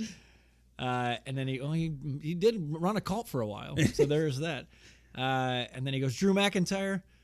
Punk hasn't said a word about Drew McIntyre because he doesn't perpetually, terminally live on the The internet. first Which totally bullshit thing. I he follow says. him on Instagram. He Entire- posts more than He's got like his own way of posting on Instagram Yeah. that nobody like. I can tell it's a CM Punk post because he does it so much and in such a unique way Yeah. that you can tell just from like the structure of the picture that he posts. Like, oh, that's a Punk post. Yeah. So yeah, you're all over the fucking internet, dude. he's there forever.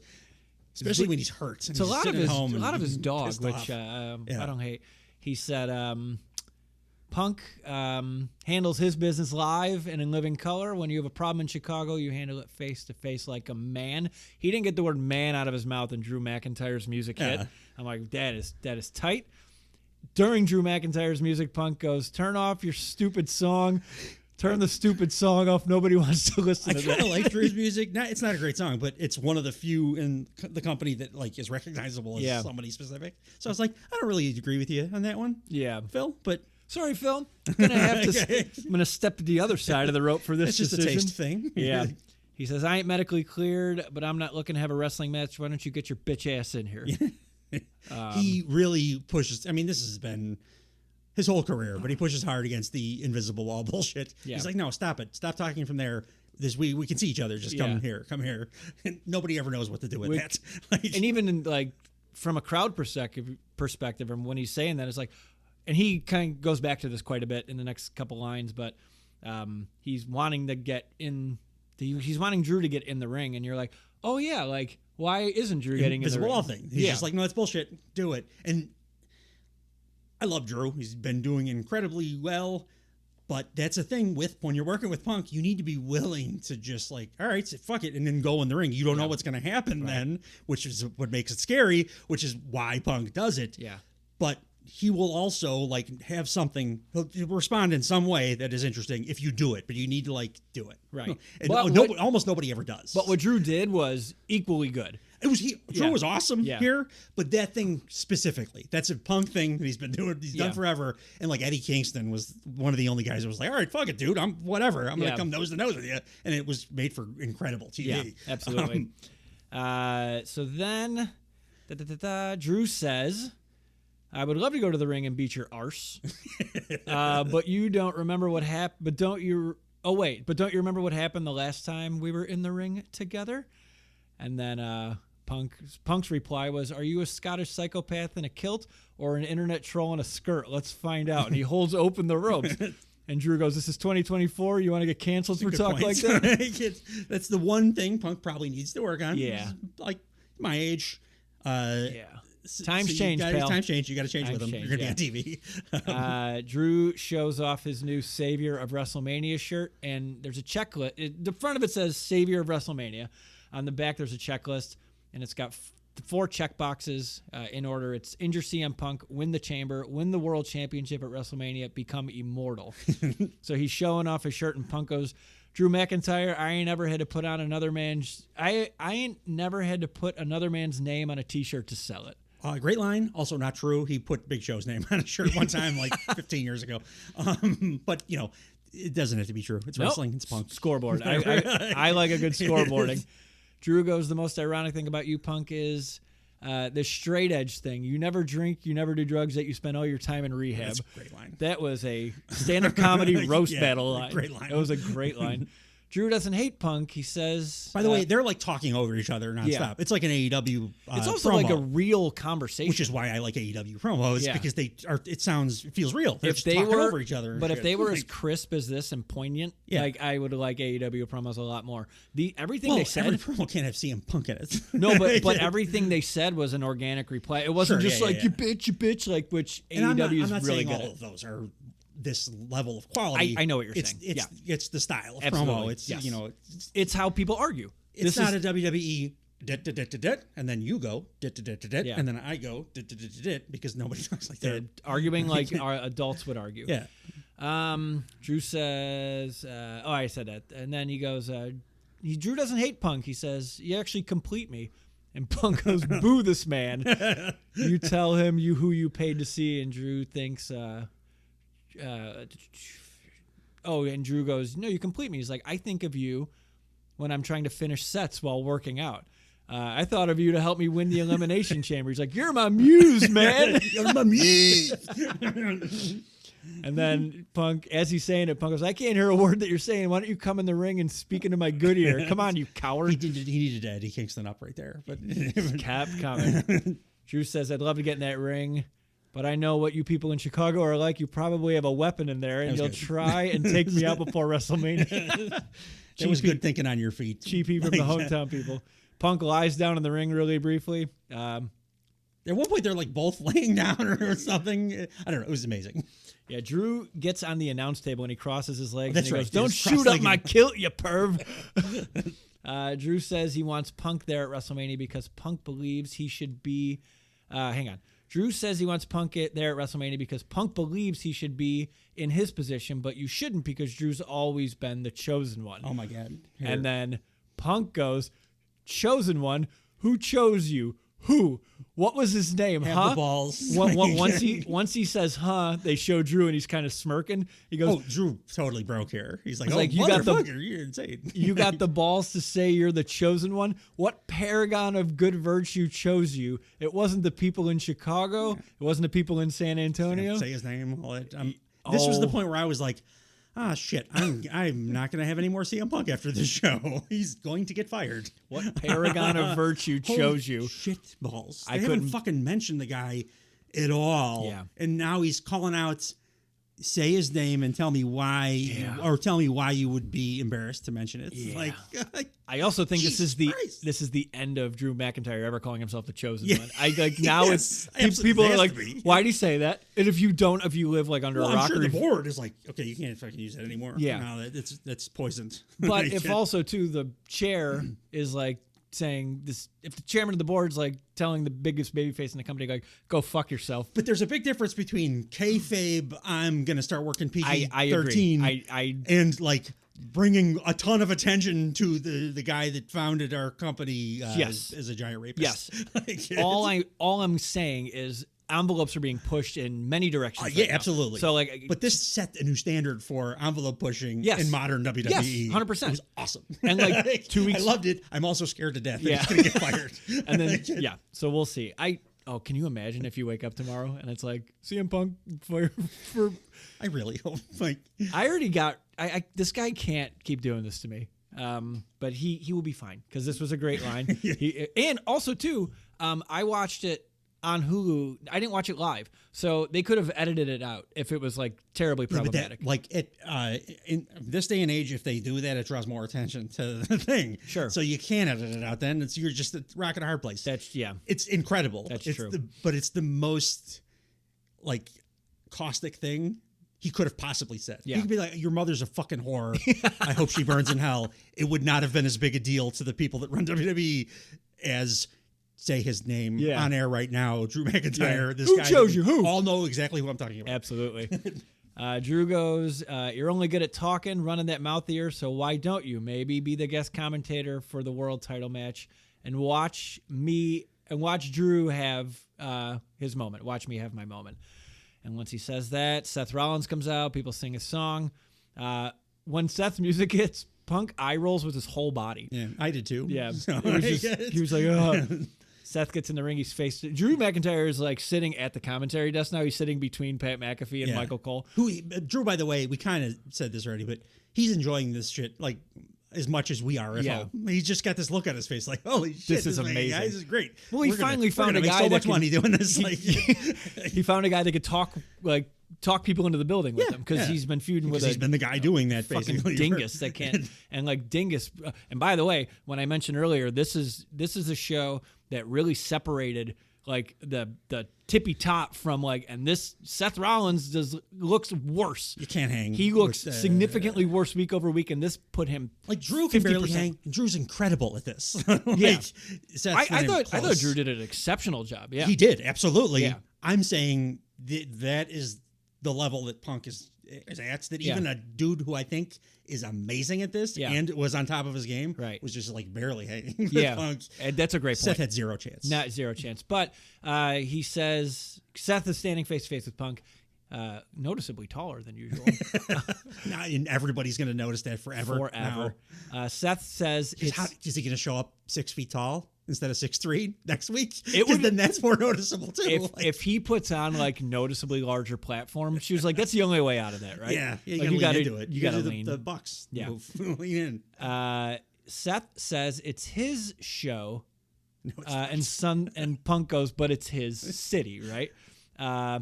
The crowd really wants Punk to be the ref in this match. They keep chanting referee, referee. Seth says his bad arm is his counting arm. Punk immediately drops and counts to 3. And then Drew like celebrates when he got like on commentary because now he's got like a headset on. Well, because he's just enjoying this shit as much as I am. Like everything Punk, like I don't think he was planned for him to do that. No, because Seth didn't have an answer to that. He's like, well, yeah, I can. Look, boom, boom, boom. Just did it. And Yeah, Drew's just like, holy shit, this guy's amazing. Punk says he couldn't be objectively fair with these two. He couldn't be objectively fair with these two dipshits. And then Drew and the mic goes, PG brother. PG brother. Yeah. I want them to have a sitcom or something. Those two. They could have a buddy cop show. Yeah. Police, cops, police, cops. Seth says, "You want to know what I think, Punk?" And Punk goes, "Nope." He had no idea how to handle this. No. Seth says he doesn't think about Punk, so he's fine with whatever Punk does at WrestleMania.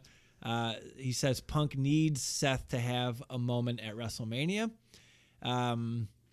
He did say the irony's not lost on him that Punk will be calling Seth's biggest victory at WrestleMania, which the only good thing he said, it was on point. I didn't write down most of what Seth said because I was exhausted from having a great time. By the time my stomach was hurting too much from laughing. I was just wrap this up. If Punk talks again, I'll type it out. But Punk says he's going to do commentary at WrestleMania and make Drew and Seth interesting. Punk leaves the ring. His music hits, Cult of Personality hits. The music stops, and Drew says Punk is obsessed with him. He says Punk is his stan. And he goes, write me back just to chill. Truly yours, your biggest fan. This is Phil. It's great bars. I'm like, God damn, Drew, you're great. And then Seth super kicks Drew and then stomps him. Yeah. What an insanely entertaining segment this was. Yeah.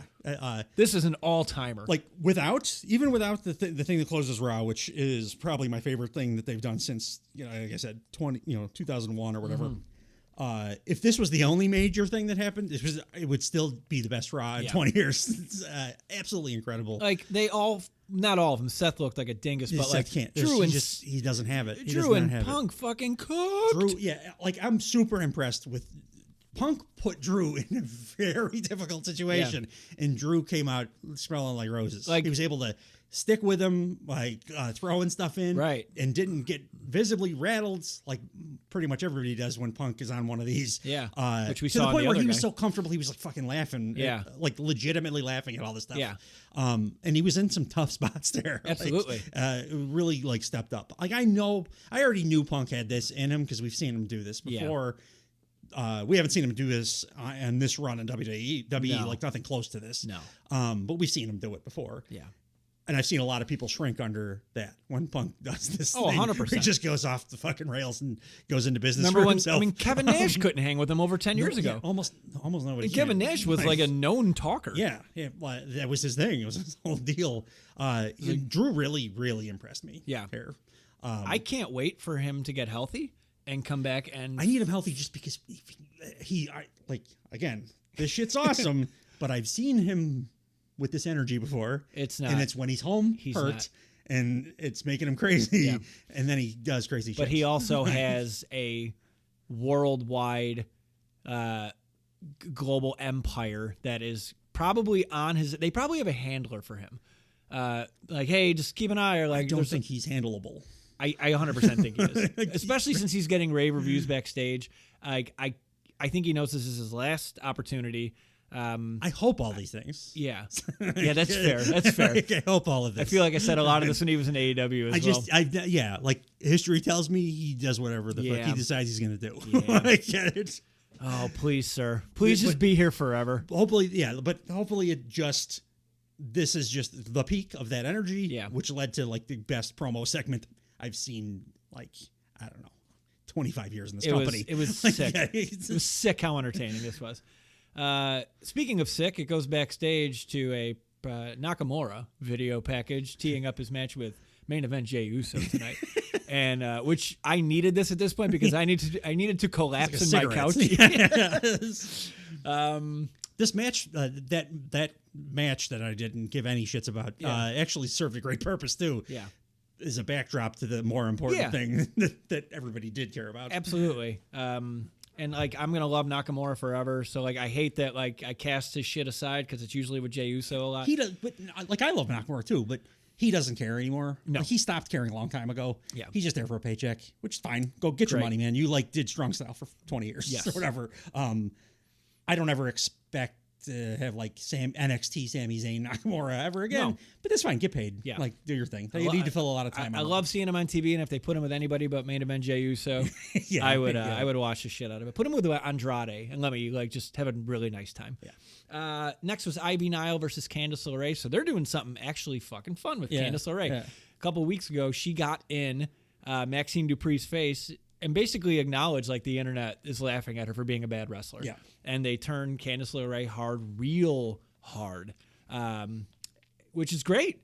But for this match, Maxine is in Ivy Nile's corner.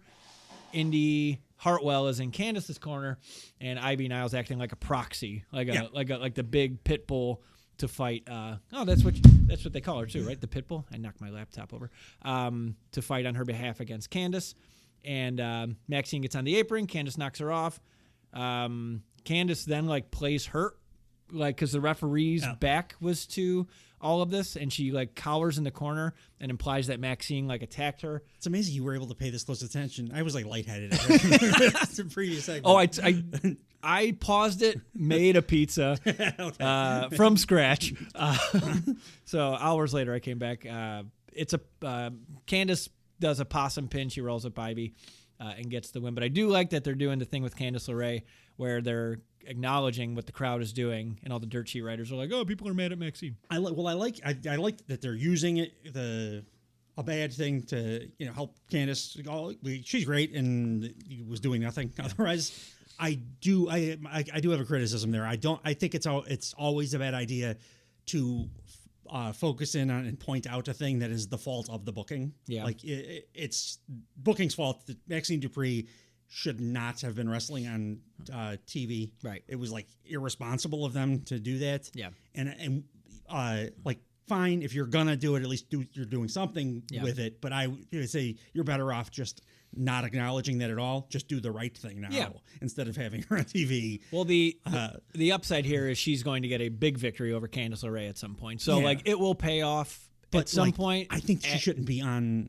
No, you're right. TV for the next 2 years. You're or something. right. She needs to be, or if she wants to be learning how to wrestle. Yeah, because she's going to get hurt. Or if she wants to be in this Alpha Academy, and that was like the point of it. Like, I'm with Alpha Academy, I can learn how to wrestle, and like you can keep her on TV doing that part, and then have her do developmental in-ring stuff. Yeah.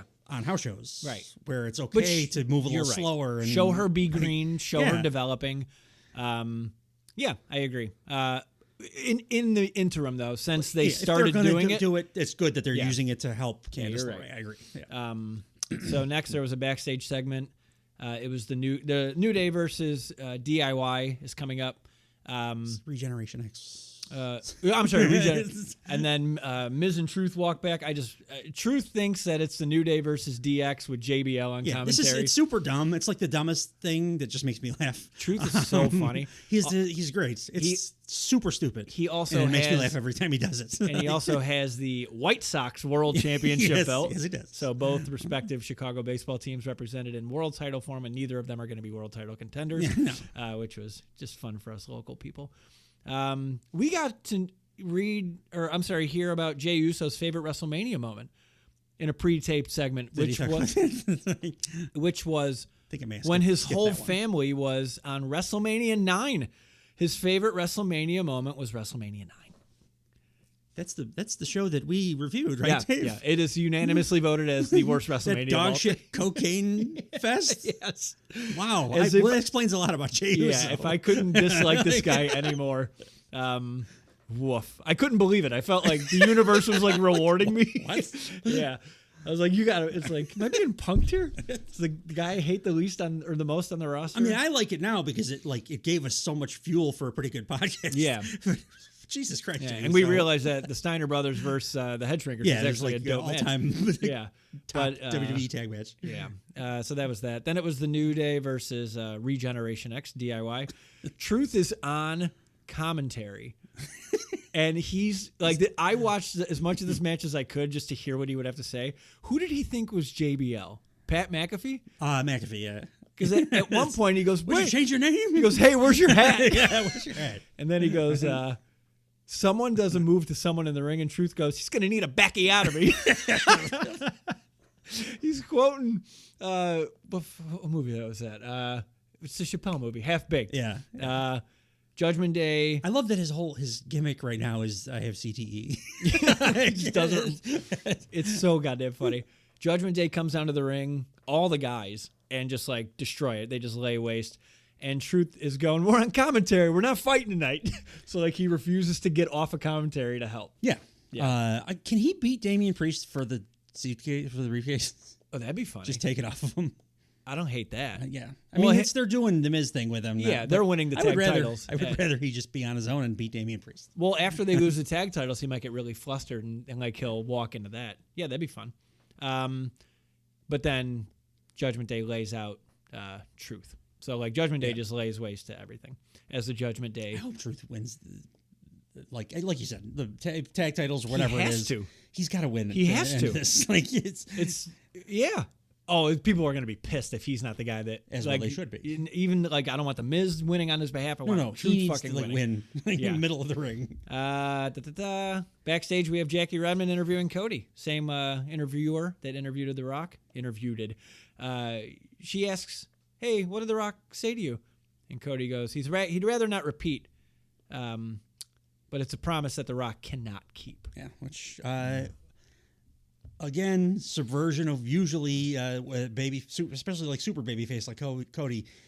You don't say something that's not really true, Right? And like it really wasn't true. Yeah, no. Backstage, we have Kathy Kelly interviewing Gunther. She's asking for a response for Sami Zayn saying he's gonna take down Gunther at WrestleMania, and Gunther said he would have answered him directly when he asked the question, but Sami stormed out like a child, so he didn't have a chance to. He says there's thousands of, and then he says schlubby nerds out there who don't. It was very German. Yeah, I couldn't. Schlubby nerds. I had to watch it back. He's like, there's thousands of schlubby nerds out there who don't believe that he can beat me. Gunther says Zayn can't beat Bronson Reed tonight, let alone him. He beat Bronson Reed 2 weeks ago. Yeah, but he was my only gripe. Yeah. Well, the rematch was tonight. Yeah. So that was all that mattered. But like Gunther's just coming off of like uber confident here. That was pretty much that. Andrade versus Giovanni Vinci. Vinci. I think this was Andrade's best in ring since coming back to the WWE. Yeah, he looked great. I don't like that they gave him the jobber entrance again. That's not great. Doesn't make him feel very big. Let's just credit it to the Punk segment maybe going slightly long, and we had to shave time somewhere. It's becoming a thing with him. Yeah. They're like doing commercial breaks after his intro, or he doesn't really get one, or whatever. But he did. But the match was good. They made up for it too, or they gave him a new finisher, which is like it's the Death Rider that John Moxley does, but he twists it at the very end, so it's kind of like the Goldust finish. Yes, but he's got his arms hooked underneath, and he calls it the Message. He did that elbow that I love too. Clean. Yeah. Or he did the top rope moonsaults, the cleanest I've ever Yeah. seen. That double moonsault thing. But yeah, miles better than any of the stuff since he's come back to WWE. Yeah. I think everybody just kind of stepped up their game here this whole show. It was incredible. Because everybody who had an opportunity to do well did as well as they could. Every segment was, you weren't just like, ugh. I mean, I was like that with every Jey Uso segment, but aside from that. That's how I've been with every Raw since we started the show. Yeah. And this one I was riveted from beginning to end. Jey Uso's like a flavor of cake I'm just never going to want to entertain. He's a children's entertainer. That's what he is. Next in ring, we had Rhea and Dom. And Rhea brought up a good point. She said Becky is not giving her her full attention. She's wrestling matches every week instead, and Becky comes out right away. Yeah. Rhea says she's has to also touring for her book. Yeah, which I'm going to read. Nonstop. Yeah, I'm going to give it a read. Rhea says that she has to wait till Becky wrestles in order for her to be confronted because Rhea doesn't wrestle on Raw anymore. So that's the only time that she could be confronted is when, she's wrestling not on Raw. Rhea asks why. Rhea asks why. Oh, she asks Becky, why are you competing before the biggest match of your career? And that Rhea says Becky doesn't have to get in the ring to get her attention. She could just post a photo or a video and watch all these people freak out. I might have said that clunkily. Rhea's referring to she doesn't have to She doesn't have to get in the ring to wrestle to get everybody's attention. She had just posted like a couple of things, sexual kind of. Well, she did. She Yeah, always she does. She that, did like, a stink went face. crazy. People went nuts. Like, yeah, I know a guy that lost his fucking mind personally. So that's why she doesn't have to. Becky says that that's the problem. They have different interpretations of what a champion is. To Rhea, it's posting your ass on the internet for attention, and for her, Becky, it's busting her ass in the ring night in, night out to prove yourself. There's always going to be someone newer, younger, hotter, and she's got to focus on survival. This got zero fucking reaction, by the way. I actually thought it was delivered pretty decently. Yeah. Like, especially compared to, we had kind of been talking weeks prior to this, like, oh man, Becky's really not hitting on all cylinders in the leads at WrestleMania. Right. But this, I thought she did a good job. Yeah. I think maybe a combination of like some of the lost heat over those weeks, and then you're coming off of the Punk thing. It's tough to do any kind of promo work that is going to get a big reaction. But yeah, it did suffer. Maybe she was motivated too by Punk dusting her husband. Like, hey, maybe I gotta tighten up the screws a little bit. Rhea says Becky is a cockroach. She's really hard to kill, but not impossible. Rhea won't take it that far. She wants to leave her alive so Becky can watch her on her couch with her daughter and listen to her daughter call Rhea mommy. Yeah. I liked Becky's reaction to this. She was really emotional. I didn't write it down verbatim, but she goes on about how proud she is to be a good mother.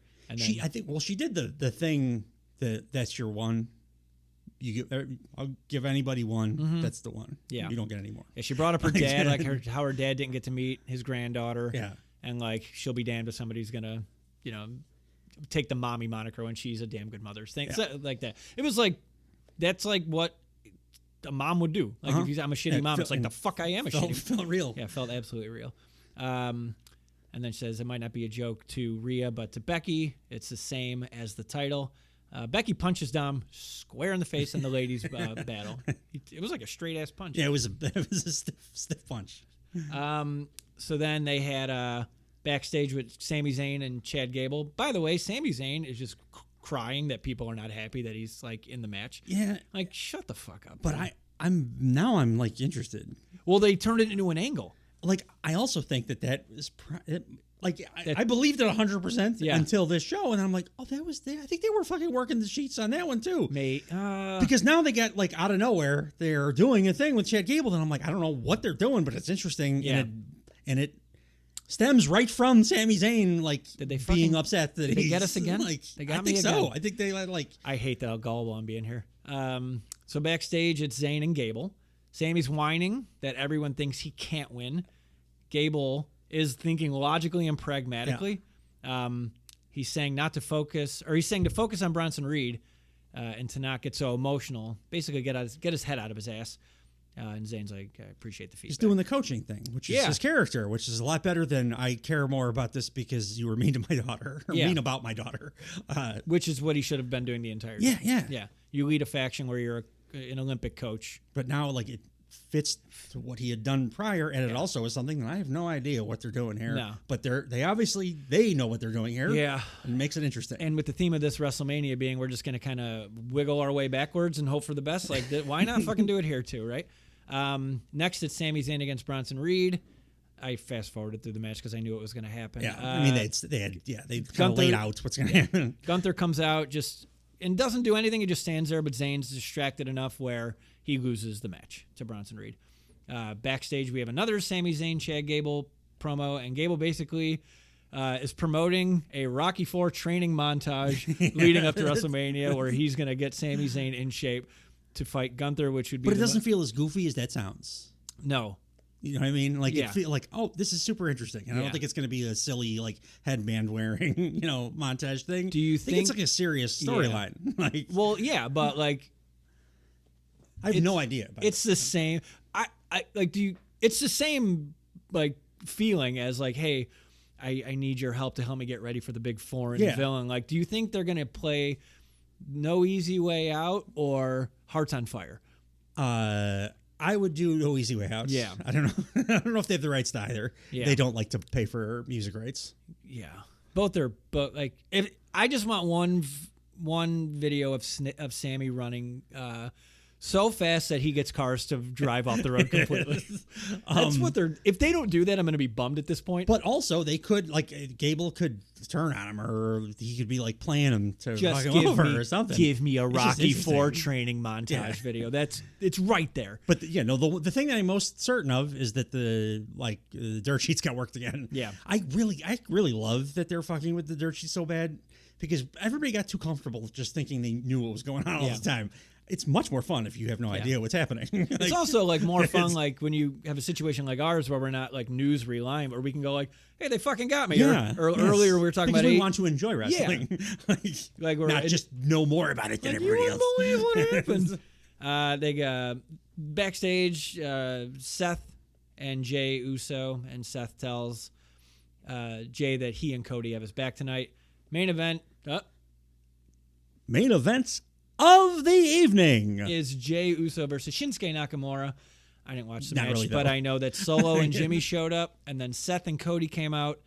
Cody fights Jimmy to the back, which plays into it's just staging was correct here. which signaled to me, pay attention. Yeah. because but, how this many- nonsense match that nobody cares about, Yeah. it's only there for as a staging element for something interesting is about to happen.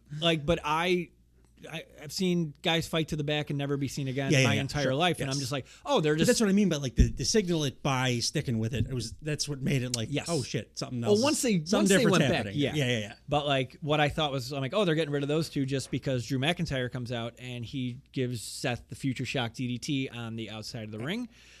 Jay wins with a spear, whatever. And then to your point, they cut to the back, and Cody has a bad time. Yeah. Cody. Somebody was watching Jim Crockett Promotions, old school actual wrestling angle type of shit. The kind of shit that I love. Yeah, it was CM Punk MJF feud type of shit. Yeah. It was unbelievable. It was brutal. The Rock, he's got him in his clutches, right? When they cut back to the back. It's all a blur to me because it's goddamn amazing. Rock is just brutalizing, beating the shit out of him. I don't think Rock hadn't gotten physically involved with anything yet to this point, right? Besides that one terrible slap he did. Correct.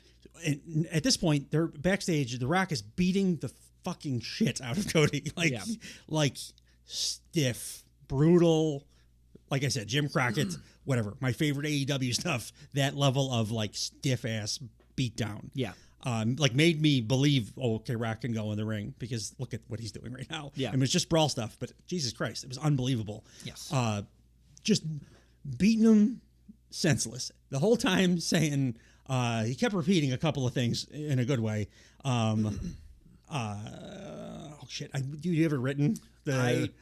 I watched I blazed through the fight. It was look at you now. That was one of the look at you now, big guy. Yeah. He's just beating the shit out of him. Cody gets nothing in here, just taking a brutal beating. Yeah. Brock basically just doing the you asked for it, but now it's real. See, look at you now. Where are you now? Cody's got nothing for it. They fight. They're all the way to the back of the arena. Rock opens up the back door outside, and because God must be a wrestling fan, it's pouring rain. It's John Wick shit. It's unbelievable. And Rock is like, "Oh, look, it's perfect, Chicago. You were pissed at me because I didn't say anything. Well, I'm saying something now, aren't I? Look at your boy. Look at him now. Look at you now." Rock throws Cody into the trailer, to the left of them, hard as shit. Cody kind of falls to the ground. At one point, I thought Rock was going to throw him over that barricade thing. I'm like, he's going to kill Cody Rhodes right now because he would have died if he did that. I don't think this was a coincidence. There's a trailer kind of off in the back distance a little bit with a picture of Stone Cold and John Cena. They said that was on purpose. It had to be. Yeah. Every other trailer right now has got the WrestleMania stuff all over it. All the wraps, yeah. They're showing, it's two Rock's famous opponents, rivals in the past, notable rivals. So I assume those guys are going to show up at WrestleMania too. Yeah. But as they cut over to show that, Cody's blading. Yeah. Which, God damn it, I love blood so much, and I don't think I've seen it on. What's the last time there was a blade job on WWE? Like the 90s. There's been hard way blood a couple times. The guys get like. I remember Batista did it like without getting the okay, so he got like suspended. Yeah. And that was 20 years ago or whatever. Like it had to be like Attitude Era. I don't remember Exactly. like it might have been Great American Bash, or it might have been Judgment Day 2004. Eddie Guerrero. Eddie Guerrero. Yeah. Like so, Cody Blades with his blonde hair, Ric Flair, awesome, bleeding all over the place. Rock takes off his weight belt and says, "I promised you, Mama Rhodes," talking to now to down the lens of the camera to Cody Rhodes' mother. And the belt says Mama Rhodes, I think. Yes, it does. White's, of course, White's weight belts. I told you I was gonna hand you this with his blood and your tears on it, and I'm gonna do exactly what I said. Wipes a bunch of the bleeding Cody's blood off of his face and onto the weight belts. And again, promises Cody's mother that he's gonna give it to her crying ass basically at WrestleMania, and like I said, it was like CM Punk MJF. Like that's the last time I've felt something like this in a lead-in to any pay-per-view on any promotion or whatever. Just is such incredible old school. I don't think I've ever seen The Rock, even in the height of his, first run, be this brutal. No. And like work this stiff either. He was like laying shit in. Yeah. But now the only problem is I so desperately want to see The Rock and Cody Rhodes have a match that like I don't know if it is like salvageable for Roman. But I'll let it play out because they're hitting on all cylinders to the point now that I'm like, I'm actually going to give them like leeway, which I never thought I'd say about WWE again. But like this episode fucking kicked so much ass, and this was such a great capper. Yes. That like, okay, we'll see what happens. I believe that they'll probably come up with something good and it'll work with Roman because like this fucking rules. Yeah, absolutely. Absolutely. I'm gonna watch. Like we have to watch like all these shows to review them, but I'm looking forward to SmackDown. Absolutely. Because I'm like, what the hell are they gonna do here? And then next week is go home week. So. It's gonna be even better somehow. Like we were just saying, like, oh, these are the middle weeks or whatever. But next week is sometimes the go home, and I'm okay with this because I think I should be kind of the go home show. People always talk about the go home show, but I think the penultimate one, like this one, the best lead-ins, the penultimate show ends up being the one that you really get super fired up for, and then you're just waiting. I'm sure it'll be great, whatever they do for the actual lead-in show. Yeah. But I don't think they can. I don't think it's possible to top this. I also don't know if I would want them to. I think that this is so goddamn such a great way to lead into a pay-per-view that like just add. I need Roman to do something. He needs to get himself back to where he was. What could he do at this point? Like same thing. Swerve, the Wardlow thing that I asked for, but didn't get. I just some kind of individual performance. I don't care if it's a promo or it's in the ring or if it's like what Rock did, a beatdown, whatever. Something that makes me say that's him doing that. Yes. That is him stepping up and like showing that he is on the level of these other guys. Right. It's got to be basically from Roman. I don't even care what it is. Just something that is. I just can't. I can't fathom anything he can do at this point. But I couldn't have fathomed the end of this Raw before I saw it either. So. Right, but like there's just I don't know. Rock is the leader of the damn faction. I don't care what they say on television. He's the biggest star in pro wrestling right now. So like, poor Roman. And he Roman put in work, but you know what? Poor Roman shouldn't have signed a contract where he only worked 7 dates a year. Sure, but also too. We have not given them an ounce of credit leading up to this. Like they might have something just in their back pocket. Yeah, that's going to be like, holy shit, didn't see that coming. Well, I'm giving them that grace for the first time since I was a teenager, basically. Where I'm like, they might because the shit that they've done already. I'm like, you know what? They're not going to have a good idea for though. Seth Rollins, because he looks stupid all the time now. Because, the point, we're at the point with Seth Rollins where the only good idea is to be a different person. Yeah. Entirely. But, wrestling is a competitive ass business, and there are always casualties. Absolutely. And, that's what I mean. You got to step up. Yeah. You can be Wardlow, or you can be Seth, or you can be Swerve. Yeah. And Seth had that option. Like we saw Drew McIntyre put in that situation, feet to the goddamn fire, and he came out like smelling like a daisy. Absolutely Incredible. Yeah. You got to do it when the opportunity arises, Right. or when the opportunity forces itself on you. So which next, is what Roman is dealing with right now. Yeah. So next week when we're talking about all this, like, could be a completely different story. Like, oh shit, I hope it's a holy shit we didn't see that coming kind of thing. And even if, but I don't even need a big swerve at this point. It's going to be exciting as hell. Just to have The Rock and Cody like in each other's orbit at WrestleMania. I can't believe they went all Jim Crockett Promotions out of Raw. You get the right people running the company, you get good storytelling. Bloody the fuck up a blonde-haired babyface at the end of Raw. Absolutely. Yeah, terrific. Good job. Kudos, WWE. Yeah, fantastic. Good time to be a pro wrestling fan. As always, thank you guys, everybody, for joining us this week.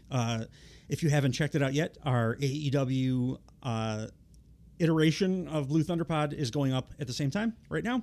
Go check that out, as well as the newest episode of Turnbuckle Time Machine. Thanks for joining us. See you next week, everybody. Goodbye.